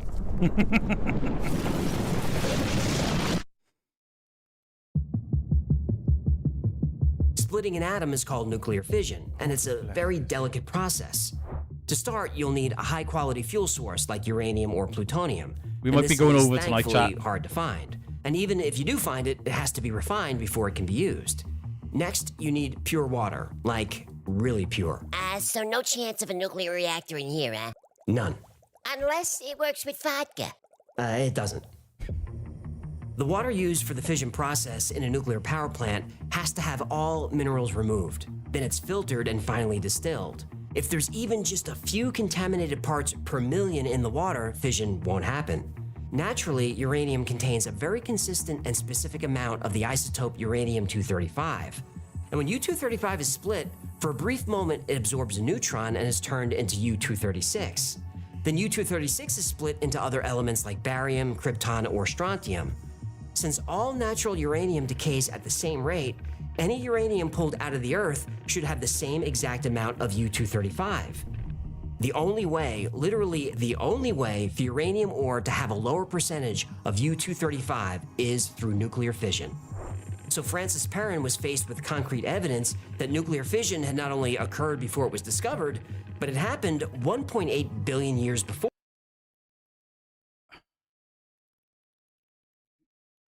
I got nothing. After further study, Perrin and his peers concluded the uranium ore had to be natural, and fission somehow occurred naturally. But American chemist Glenn Seaborg didn't agree. He said in order for U-235 to burn through fission, the conditions would have needed to be exactly right. They'd have to be perfect, too perfect for nature. Man-made nuclear reactors are built with extreme precision, and no natural water source would even be close to pure enough to keep the reaction going. For this to happen on Earth 2 billion years ago was impossible. Further investigation revealed high concentrations of fission byproducts within the mine, indicating nuclear chain reactions had definitely taken place. Also, the geology of the region contained radioactive waste that proved the controlled use of a nuclear reactor that ran for 500,000 years.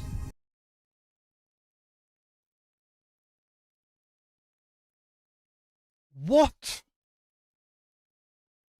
At the time the reactor was Volcanic operating, activity? the only life on Earth was single-celled organisms. Or That means cavemen owned a microwave.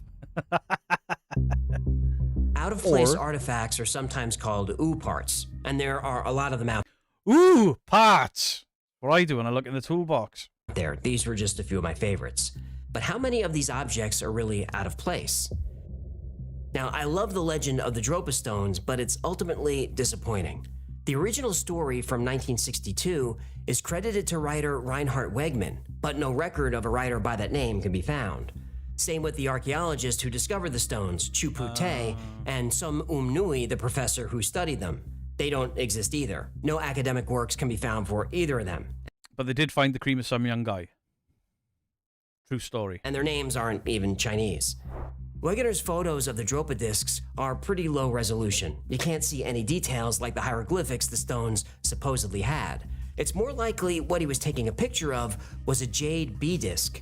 B discs are elaborately decorated discs cut from jade, and B discs are old. They've been dated as early as 3000 BC and maybe even older, but they were fairly common.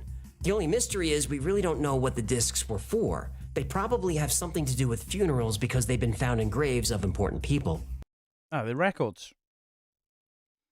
And there's David Agamon's book, Exile of the Sun Gods, which details an expedition into Tibet. On that expedition, a race of people is encountered who call themselves the Dropa. The Dropa claim they were descendants of extraterrestrials.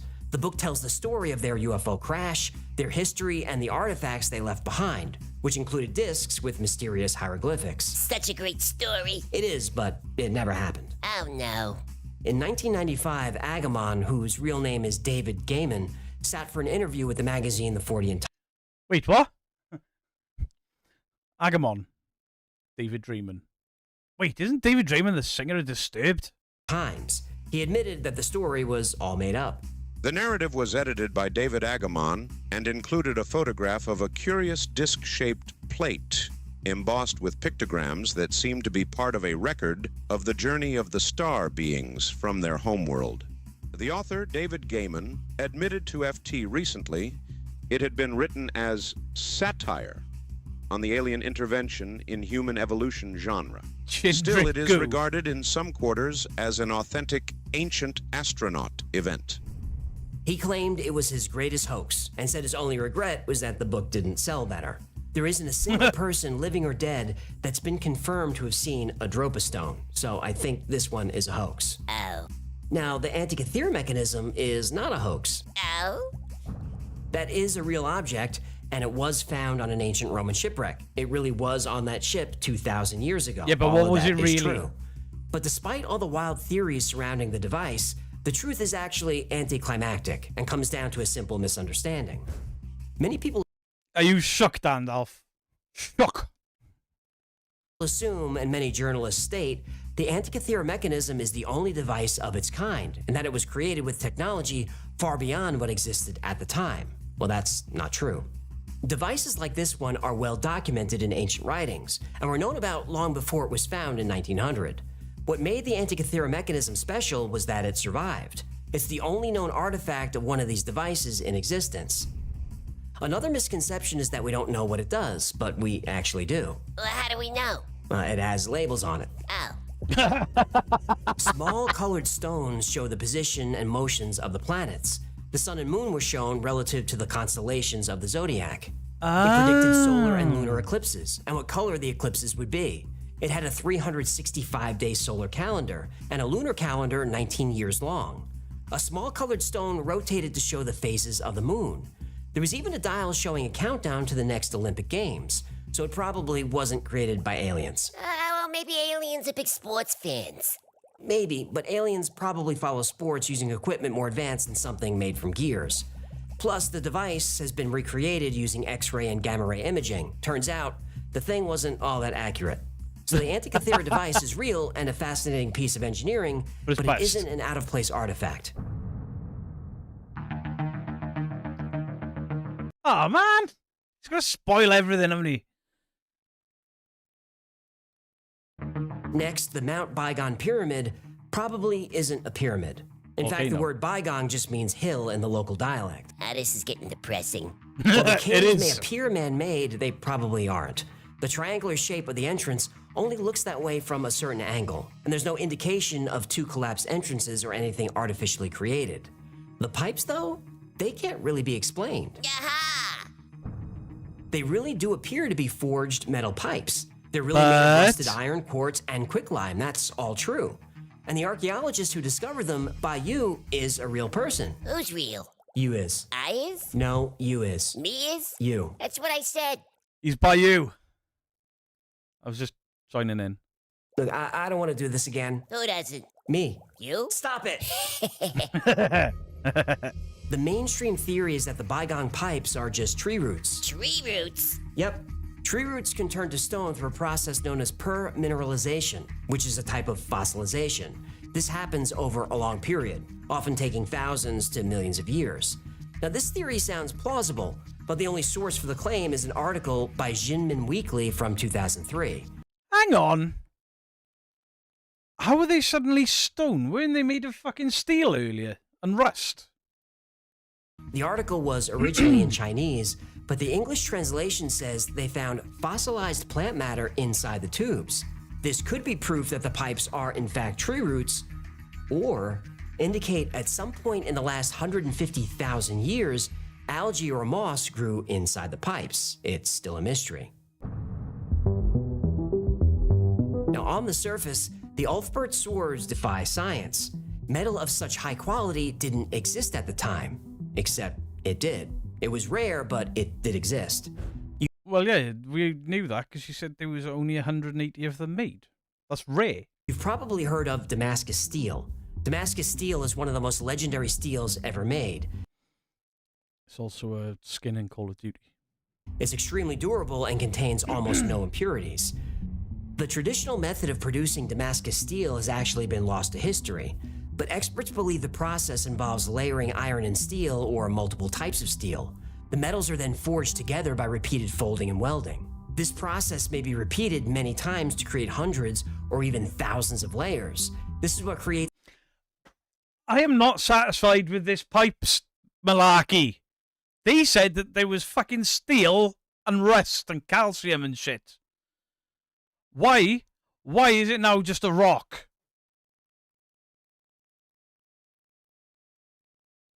Am I misremembering something that quick? But didn't they say there were steel pipes and now it's stone pipes? There's a conspiracy. It's the unique patterns that Damascus steel is known for. Damascus steel was of quality equal to, and probably even better than the Ulfbert swords. A Damascus... Swords? Thought they already knew how to make... Yeah. Yeah, this one didn't confuse me. It was everything else. And the realization that something else that I grew up believing is a fucking lie. Blades were around 1,000 years earlier. They just didn't become widely known until many years later. But nobody in Europe was... Oh, iron. ...producing steel like this until Ulfbert. Ulfbert swords were extremely rare and extremely expensive. An average soldier wouldn't have used one of these and probably never even saw one. They were so expensive, not just because of their quality, they were forged with raw materials not found in Europe. Most likely, steel ingots from Asia were brought by merchants to the Rhineland, which is now Germany. After being forged in the Rhineland, they were most likely shipped north to Scandinavia. Many still believe such advanced blades would have been impossible to create with medieval technology, but modern blacksmiths have been able to replicate the process. It's not easy to do, but it is possible. Ulfbert was... Yes, Alvar. Yes. Everything is as normal. I'm shouting at rocks. During his time, one of the most talented weapons makers PTK, in hello? the world. Though nobody knows who he is, 1,000 years later, people still know his name. The Oklo reactor legend is partly true and partly false. First, chemist Glenn Seaborg never said it had to be man-made. He did say for it to be naturally occurring, the conditions would have to be perfect. People then took that as a claim and ran with it. In order for a chain reaction to occur, the amount of U-235 would need to be at critical mass, around 3 to 5%. Now, the current amount found in natural uranium is 0.7%. This isn't enough for fission to occur. But 1.8 billion years ago, the percentage of U-235 would have been much higher, enough to start a nuclear chain reaction. The likelihood of water being pure enough is slim, but not impossible. There's chemical evidence that a nuclear reaction did occur. Most articles and videos about the Oklo reactor describe it as a nuclear explosion like an atomic bomb, but that's not what happened. The uranium did undergo natural fission, but it was a slow burn that happened over 500,000 years. That's not as dramatic as a mushroom cloud, but it's pretty close to how modern nuclear reactors work. And that brings up an interesting point. In the distant future, all evidence of the human race will be completely gone. If a cataclysm wiped out the human race tomorrow, it would take just a few years for nature to reclaim urban areas. In a few thousand years, all cities are buried. In 100,000 years, all human remains are fossilized. In 1,000,000 years, all evidence of the human race will have mineralized. Even styrofoam and plastic turns to stone and crumbles. In 10 million years, all that stone, the fossils, and every bit of evidence of the entire human race is recycled back into the Earth's mantle. An archaeologist far in the future would never know we even existed, unless he finds and tests uranium. Evidence of our nuclear technology would still be detectable in uranium. That future archaeologist will be confused because even though there's no evidence of civilization or technology, the uranium he finds will show evidence of fission. Other scientists will come up with theories about nuclear reactors that spontaneously appear in nature under perfect conditions. But the archaeologists feel... He's been on Joe Rogan. Thing is, I stopped watching Joe Rogan. He went... He was going a direction I didn't like, and then he interviewed Sam and Colby and did the following. Wow. Really? Wow. But if somebody goes on to promote a vitamin that he doesn't take, he'll fucking lose his shit. Feels there's more to the story. He has a nagging sense that millions of years ago, someone was here. Me too, Kaza. And who's to say that this hasn't already happened? And that future archaeologist is us.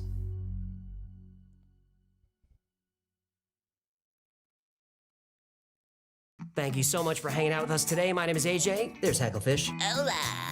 This has been... Guys, please do go and hit the link at the top of the chat. That will take you through to the Y-Files channel. Please go and like his video because obviously he's the original content creator. I love the Y-Files content. I'd like to watch more of it in my spare time, but I want to keep them for this because it's fun. Although this one has made me look like quite the fucking idiot because mummies don't come from the pyramids.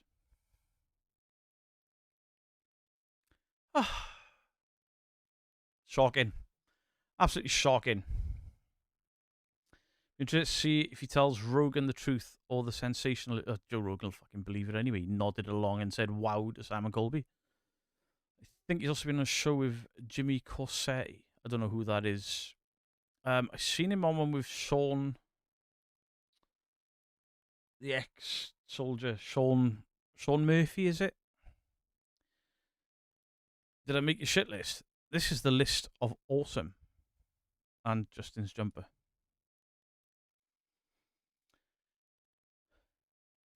It's ducks on my shirt. From Glasgow Ghost Hunters. Because they're quackers. Didn't laugh that, you band.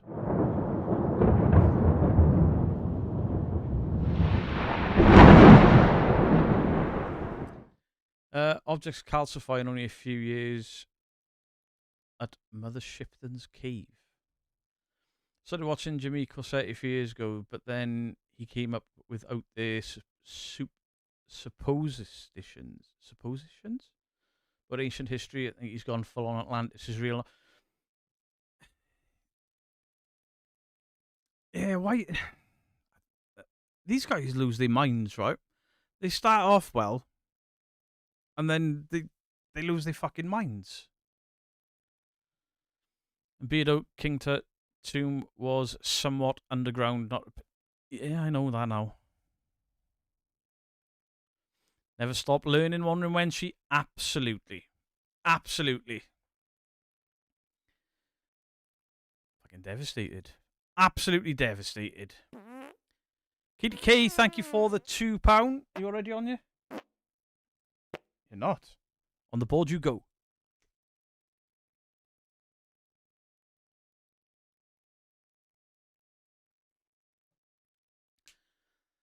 Beardo, yours make me laugh. Yeah, this time it wasn't intentional, though. They didn't lose their minds. They need to find the money in the grift.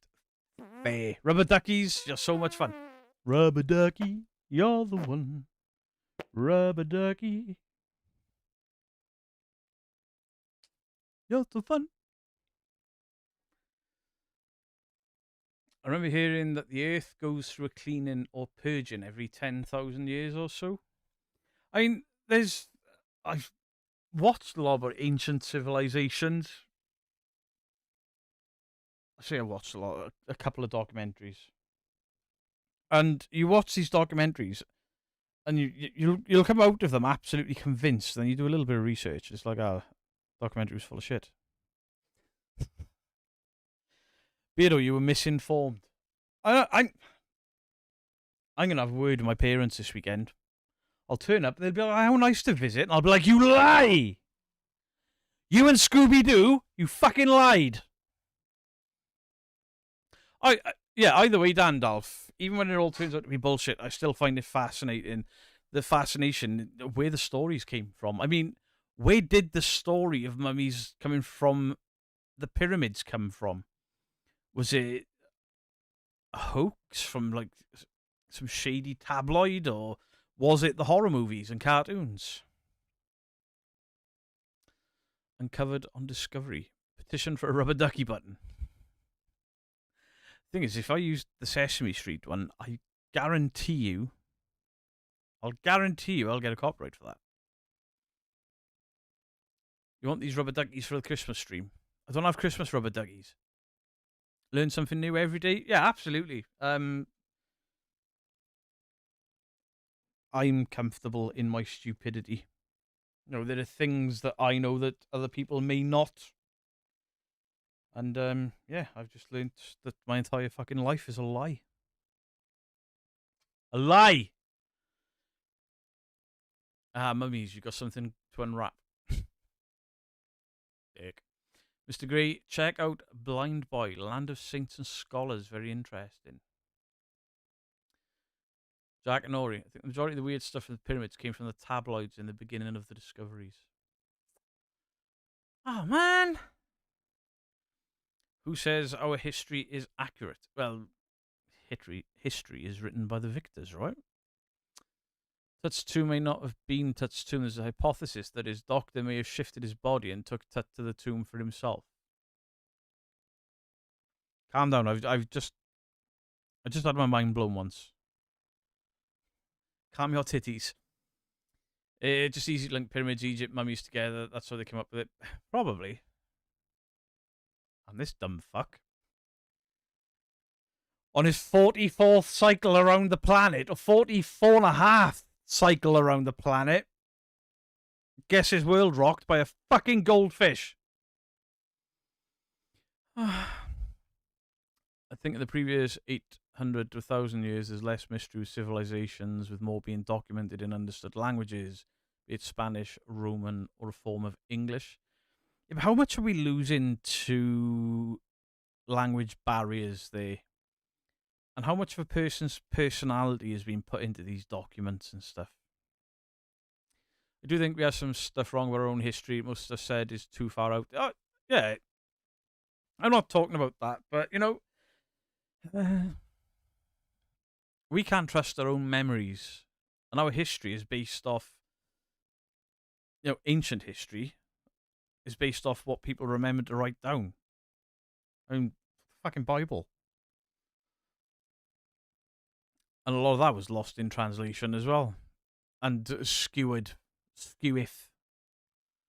Thanks to a certain king. I'm sad how little a Hecklefish was in part of that vid. I know! Hecklefish was too quiet.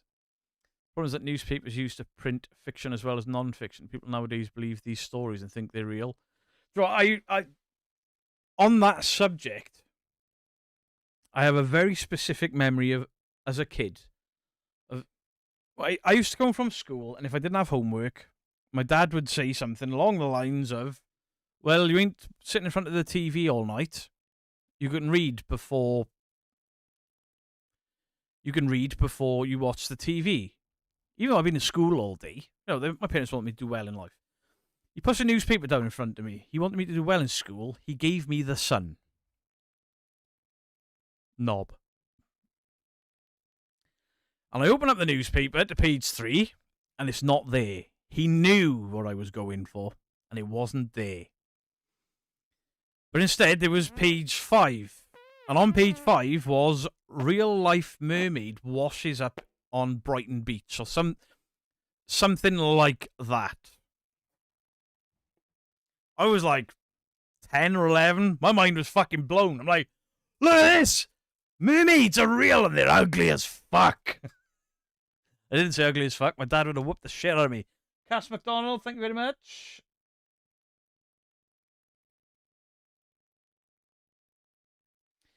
Thank you for the 2 months. Appreciate it.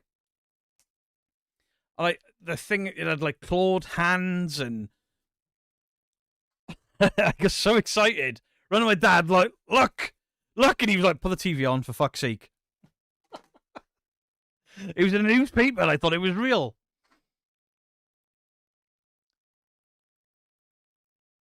Or was finally wrote down 100 years later. Lads writing it could have just been added stuff on the crack. So this before, at the age of 15, I was very clued up on stuff, but I still asked my dad where Metropolis and what country, so yeah, we get stuff wrong. Absolutely. Absolutely. Mystic Meg was not on page 3. She was in between the sports articles and the shit that nobody read. Everything in history is kind of like a game of telephone. One person says someone, the next one changes it, so on. So yeah, Chinese whisper. I mean, the Valley of the Kings, we know they're underground tombs. However, I want to say that there was one mummy in the Big Pyramid, and it's named for the pharaoh it held. Pyramids just grew out of fashion. So what you're saying there is, Chelsea, I was right, yeah? World War II bomber. Hey, listen, not even my dad would have fucking had the sport. And he certainly wouldn't have given it to me when I was fucking 10 or 11, because there were titties all over that thing. Did you know the speed of light is per second and the latitude of the Great Pyramid of Giza? But is this just a coincidence? What?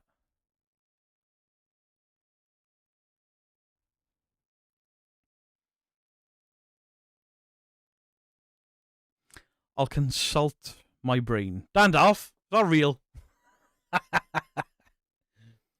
Beardo was out fish today. My brain has been broken today. Absolutely broken. Mystic Meg was on page 3, not fucking Mystic Meg. Oh, Magnificent Meg. Right. Beardo, what about King Charlemagne being a made-up king? And we're actually missing around 300 years of history, and we're actually in the year 2300. The fuck is King Charlemagne? I've heard about them. We're missing 300 years of history. I've heard of it.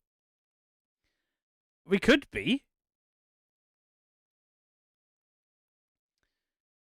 Pinky in the brain in that shirt.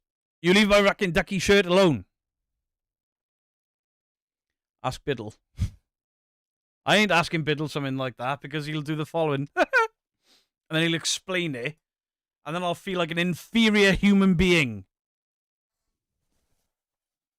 I don't think I'm fully developed. There's a tunnel that supposedly links Caerphilly Castle. Will you stop removing comments? I was reading that. Jesus. Rude.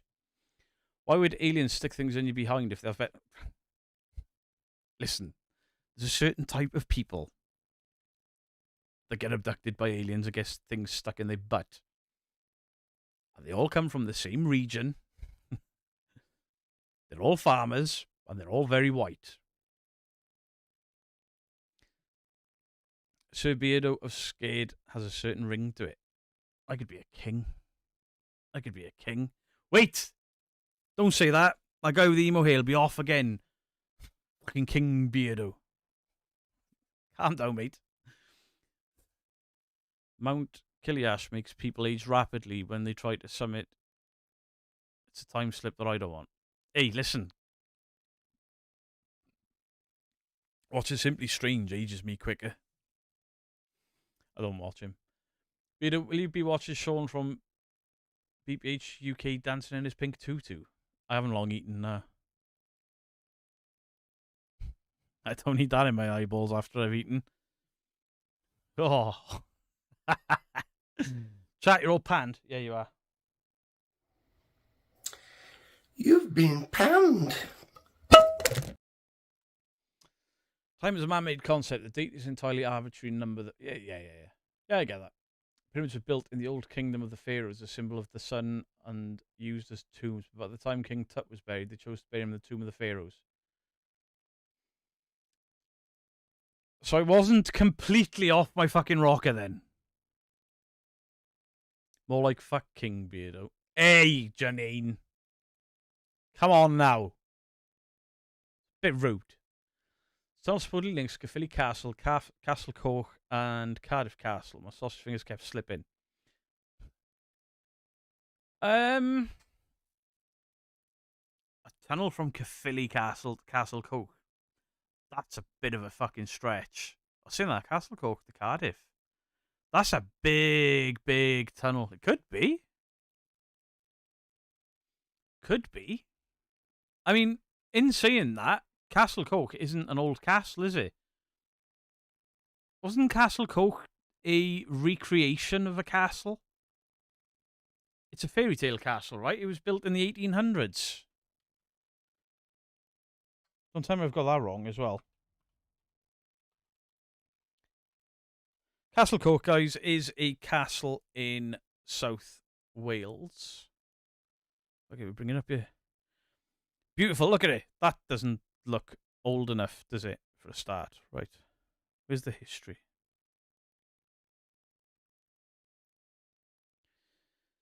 Underneath the mock medieval trappings, you still embrace the impressive remains of a 13th century castle, once used as a hunting lodge. Right.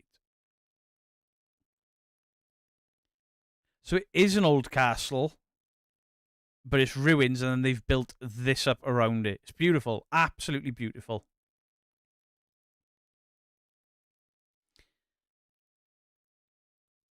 Yeah, that's not 3,000 years old, though, is it, Andalf? Neither is this. So it's a recreation on a castle ruin ground. Because I've been in there loads of times. It's fuck all old in there.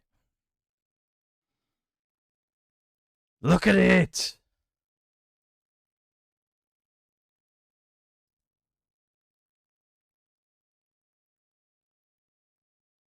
They ain't old plates, my nan had them.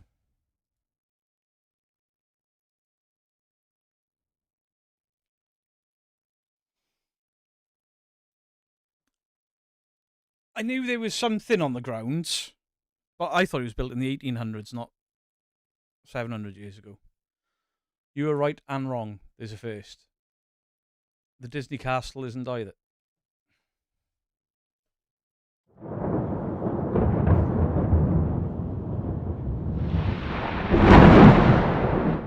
Oh, Christian, it's a beautiful castle, but I've seen people posting that they think that that's like a really well-preserved castle. I'm like, no, it's not. It's new. It's not new, but it's newer than, I mean, even Cardiff Castle. People look at Cardiff Castle, they look at the outside wall, which is fucking amazing. It was in Super Ted and everything. It was that cool.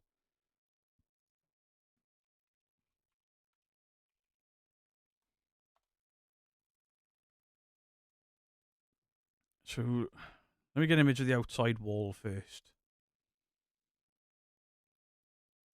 So this is what you see from the main road. You've got all of this. Look how amazing that looks. Oh, Cardiff Castle it's more preserved than most castles, yeah. But this looks brand new, and then if you go up the side of it and you get, I bet there's no. I want to show the wall. Do you know with the animals? As a kid, I always loved it.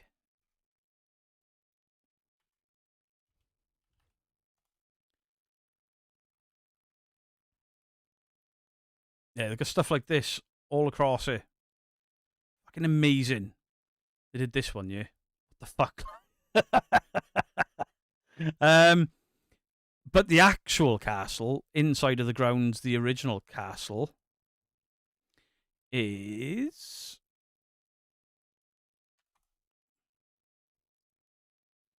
that's been tinkered with. It's not quite that hole anymore. Is it? Have they done work on it? That's a bit better. The falling down towers and shit. Still fantastic. I mean, beautiful thing. And when you go inside there and you see this, absolutely phenomenal. And to be in Wales, where we have so many of these on our doorstep, is incredible. I mean, in 10 minutes, there's 4 castles near me.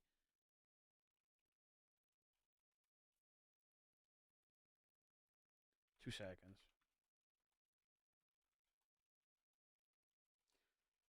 I'm just double checking my fact before I say something stupid again. Wales has over 600 castles and possesses more castles per square mile than anywhere else in the world. Germany has a far higher total of castles, over 25,000. What? Well, the total number of the rest of the world is in the tens of hundreds of thousands. 600 castleways, 100 is still standing. See, the fact that I thought I had isn't a fact. Fucking damn it.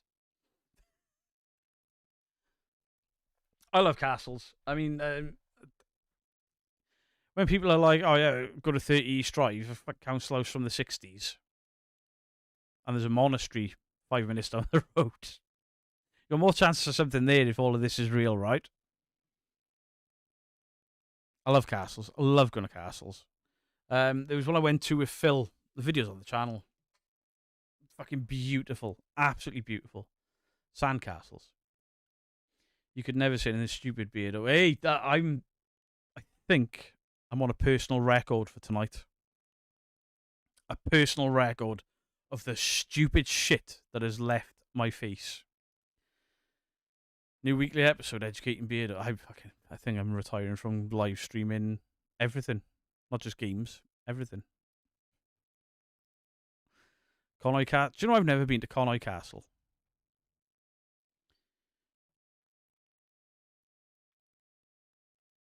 Right, let me just check. Scheduled for the 19th. Right, that's tomorrow. Right then. Oh, Don't Scare Claire's premiere is starting right now. So Beardo's Raiders, Balls and Ghouls. Oh shit. I just nearly posted Claire's own link in her own chat. If you want to go and check out Don't Scare Claire, the link is now in the chat. Let me pin it.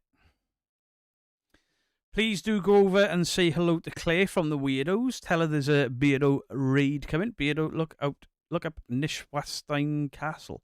It's not in Wales. I only like Welsh castles.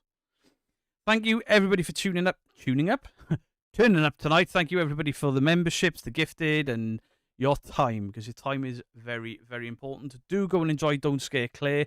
Bristol Paranormal will get a video tomorrow. Go find some spooky stuff. I've got a video out tomorrow, probably one of my favourite videos that I've ever made. I hope people enjoy it. They probably won't, because it took me fucking ages, and that's just the way it rolls around these parts. Much love to you all. Beardo out. You feel it coming down, the Beardo goes around and lead around. Can I get around?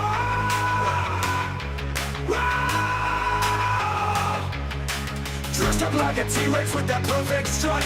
All the people in the chat's just going nuts. You need a ride. Can I get around? Why did the ghost get mad at her husband? Because he was dead wrong. Dead wrong. Get over to Claire. Toodle pip. When you feel it coming down, the Beardo goes around and lead around.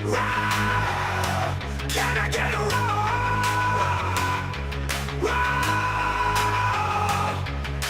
Dressed up like a